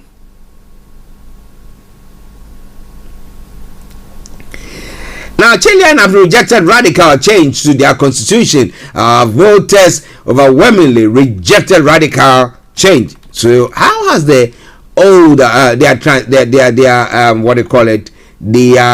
constitution helped them so far? The voters in Chile have overwhelmingly rejected new constitution, which was due to replace the one drawn up under General Augusto Pinochet's military rule. In a referendum, almost 62% voted against the progressive draft. The margin of the defeat is much larger than opinion polls had suggested. Now, Chile's president, Gabriel Boric, who had backed the new constitution, said he will work with Congress and civil society to come up with a new constitutional process. We have to listen to the voice of the people who, he said, had clearly not been satisfied with the proposal but forward by the Constitutional Convention. He said he will continue working to reach a proposal that will fill us with confidence and unite us all. The process of replace Chile's military rule era constitution started 3 years ago after mass protests rocked the nation, which is normally seen as a haven of stability in the region. Now, almost 80% of Chilean voters voted in favor of replacing the old constitution in a referendum in October 2020, but the new document drafted by Constitutional Convention, whose member has been chosen by voters, proved too radical for many. So what, are they going to water it down to get a new one done? Well, it is all coming your way from Starr Radio UK. It is your favorite African and Caribbean radio station in London. Let's now touch one other story and we come back home. Now, gas prices have soared after Russia shut key pipeline. The gas prices have soared on concerns over energy supplies after Russia announced it will not reopen its main gas pipeline to Europe. The Dutch month ahead wholesale gas price, a benchmark for Europe, was up as much as 30% in early trading today. The Nord Stream 1 pipeline had been due to reopen on Saturday after being shut for 3 days, but Russia's state-owned energy firm Gazprom said it had found a leak. Now, Europe has accused Russia of using gas supplies to blackmail European countries because of the Ukraine conflict, which Moscow denies. Now, wholesale prices have been very volatile in recent weeks. They fell sharply last week when Germany announced that its gas storage facility were filling up faster than expected. Although the UK is not reliant on Nord Stream 1 for its gas, the Kremlin decision to squeeze supplies to Europe has driven up the overall cost of wholesale gas. Prices in the UK rose as much as 35% today. The overall increase has been behind the spike in the energy bill price cap for consumers in England, Wales and Scotland. The Tory leadership hopeful Liz Truss has promised to announce a plan to deal with high energy bills if she becomes Prime Minister. Her rival Rishi Sunak has said he will target further payments aimed at the poorest. However, UK businesses are not protected by the price cap, and last week the British Chamber of Commerce warned firms will close their doors this winter if they were not given support with soaring bills. It is all coming your way from Starr Radio UK. It is your favorite African and Caribbean radio station in London.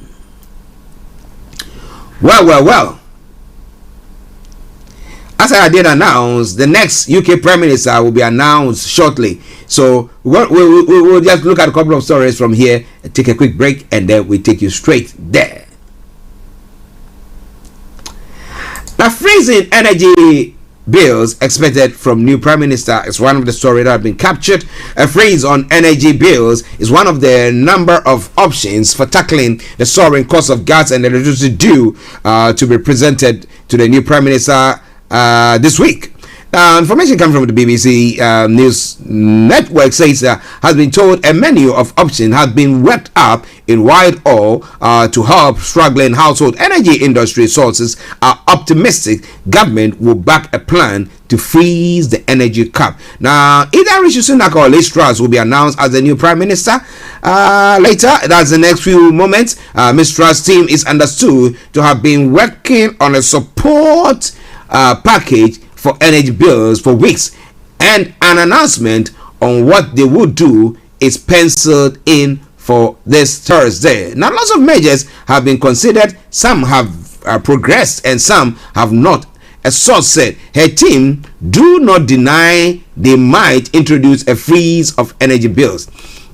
There have been multiple meetings between the energy industry and the government, including ministers close to Ms. Truss, who is seen as the front runner to replace Boris Johnson. Nadeem Zahawi, the current chancellor, who is expected to stay on in another role should Ms. Truss win in the leadership race, is understood to have been involved in the conversation with industry leaders about a plan on a recent trip to the US. A freeze of the energy price cap, the limit on which on how much gas and electricity can cost in England, Scotland and Wales will not necessarily require upfront government funding at the beginning. And those are some of the stories making the rounds there. Let's see whether we can touch on one other story, so we'll go get ourselves ready so that we don't miss anything when it comes to the announcement of the new Conservative leader and the new Prime Minister. All right then.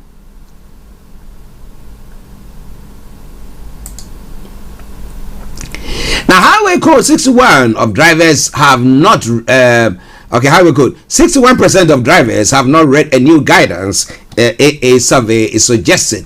Now, more than 3/5 of UK motorists have not read recent updates to the highway code, according to the A. The motoring group surveys 13,327 members suggested 8,090, that's 61% drivers, had not read changes in January. Now, some 6,972 motorists had heard about the new rules but had not read them yet, while 1,118 drivers were completely unaware of the changes. The new the guidance gives pedestrians, cyclists, and horse riders greater priorities on the road. Now, vehicles must give at least 1.5 meters, that's 4 feet 11 inches space, when overtaking cyclists, and 2 meters, that is 6 feet 7 inches for horses. Now, drivers and other road users should give way to pedestrian crossing at road junctions and are not allowed to cut across vulnerable users when exiting a junction. Now, the highway code now advises cyclists to ride in the center of lanes on quieter roads in slower moving traffic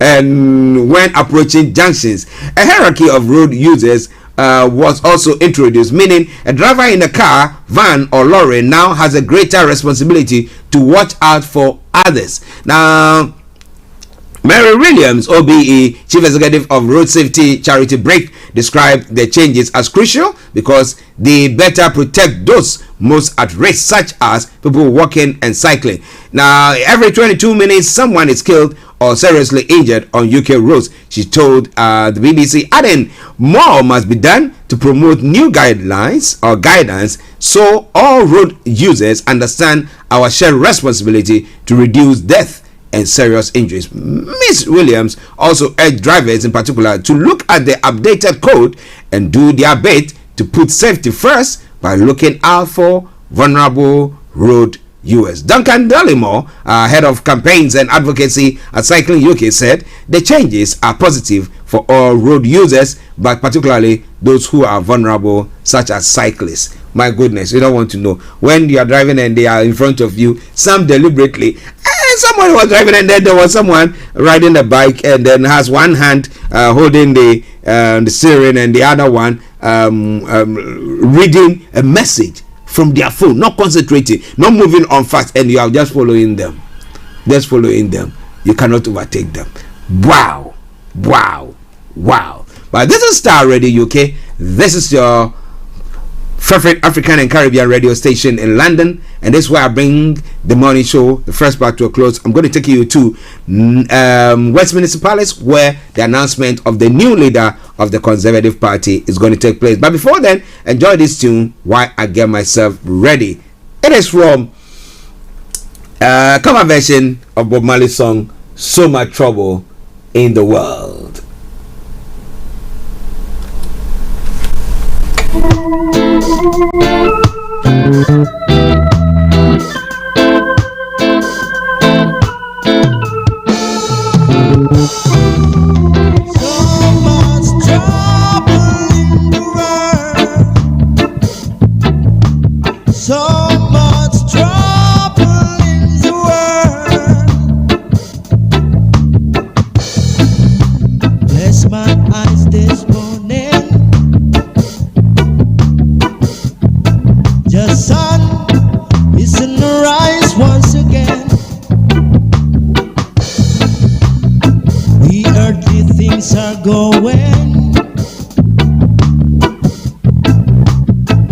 Anything can happen. Just see, sailing under ego trips.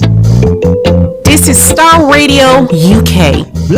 In your car, at work, at home, on your smartphone, broadcasting worldwide, online 24/7. The best radio show. No care for you, no care for me. So much trouble in the world. So much trouble in the world. All you have to do is keep a little, keep a little, keep a little. One more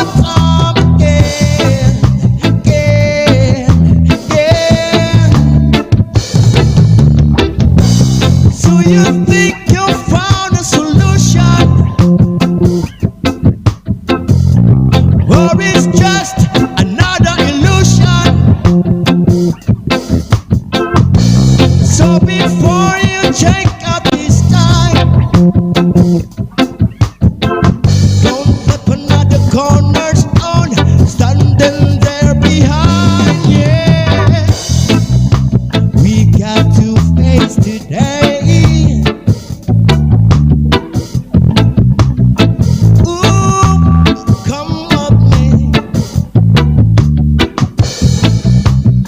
The street people talking, we the people struggling.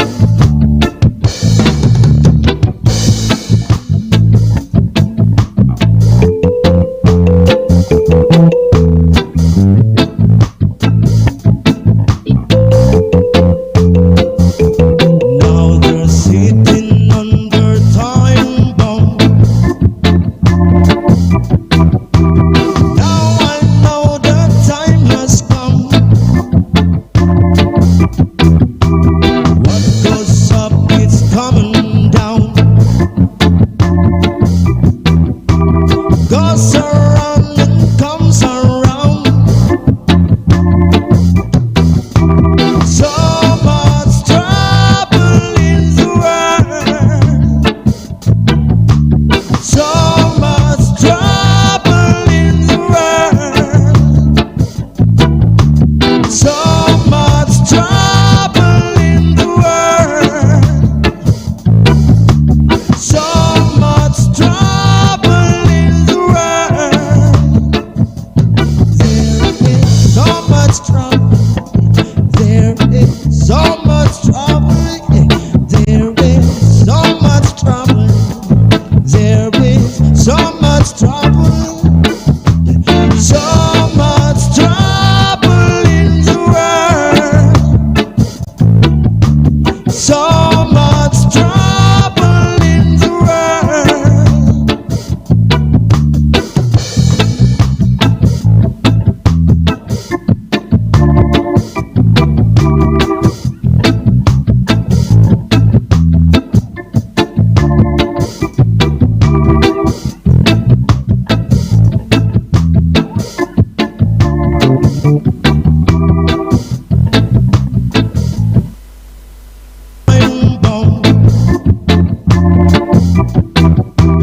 Now I know the time has come.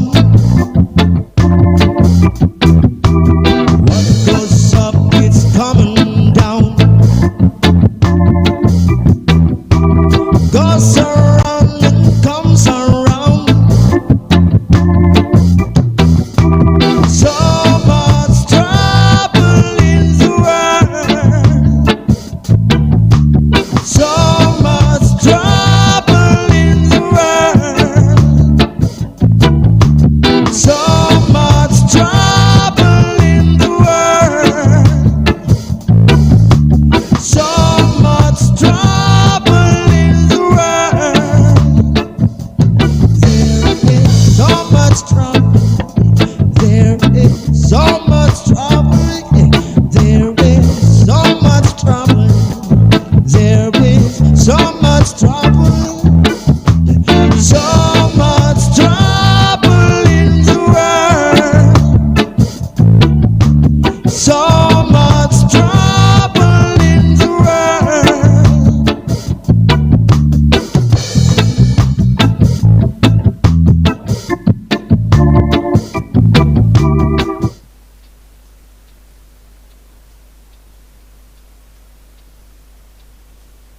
Hi guys, this is your friend Uruj from SendWave. SendWave is a money transfer app that is used by people all over the world to send money to their loved ones in Africa. With SendWave, you can send money to Ghana, Nigeria, Kenya, Uganda, and Tanzania. And the best part is, SendWave is absolutely commission free. Our exchange rates are excellent. You can see for yourself by checking.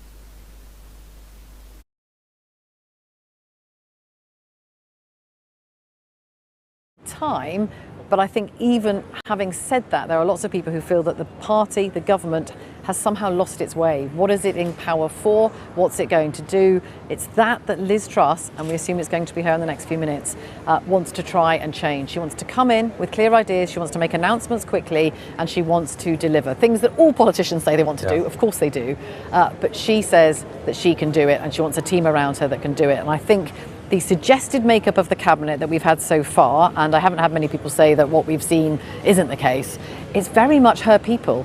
There's not that many people at the moment being named in those big roles who didn't back her.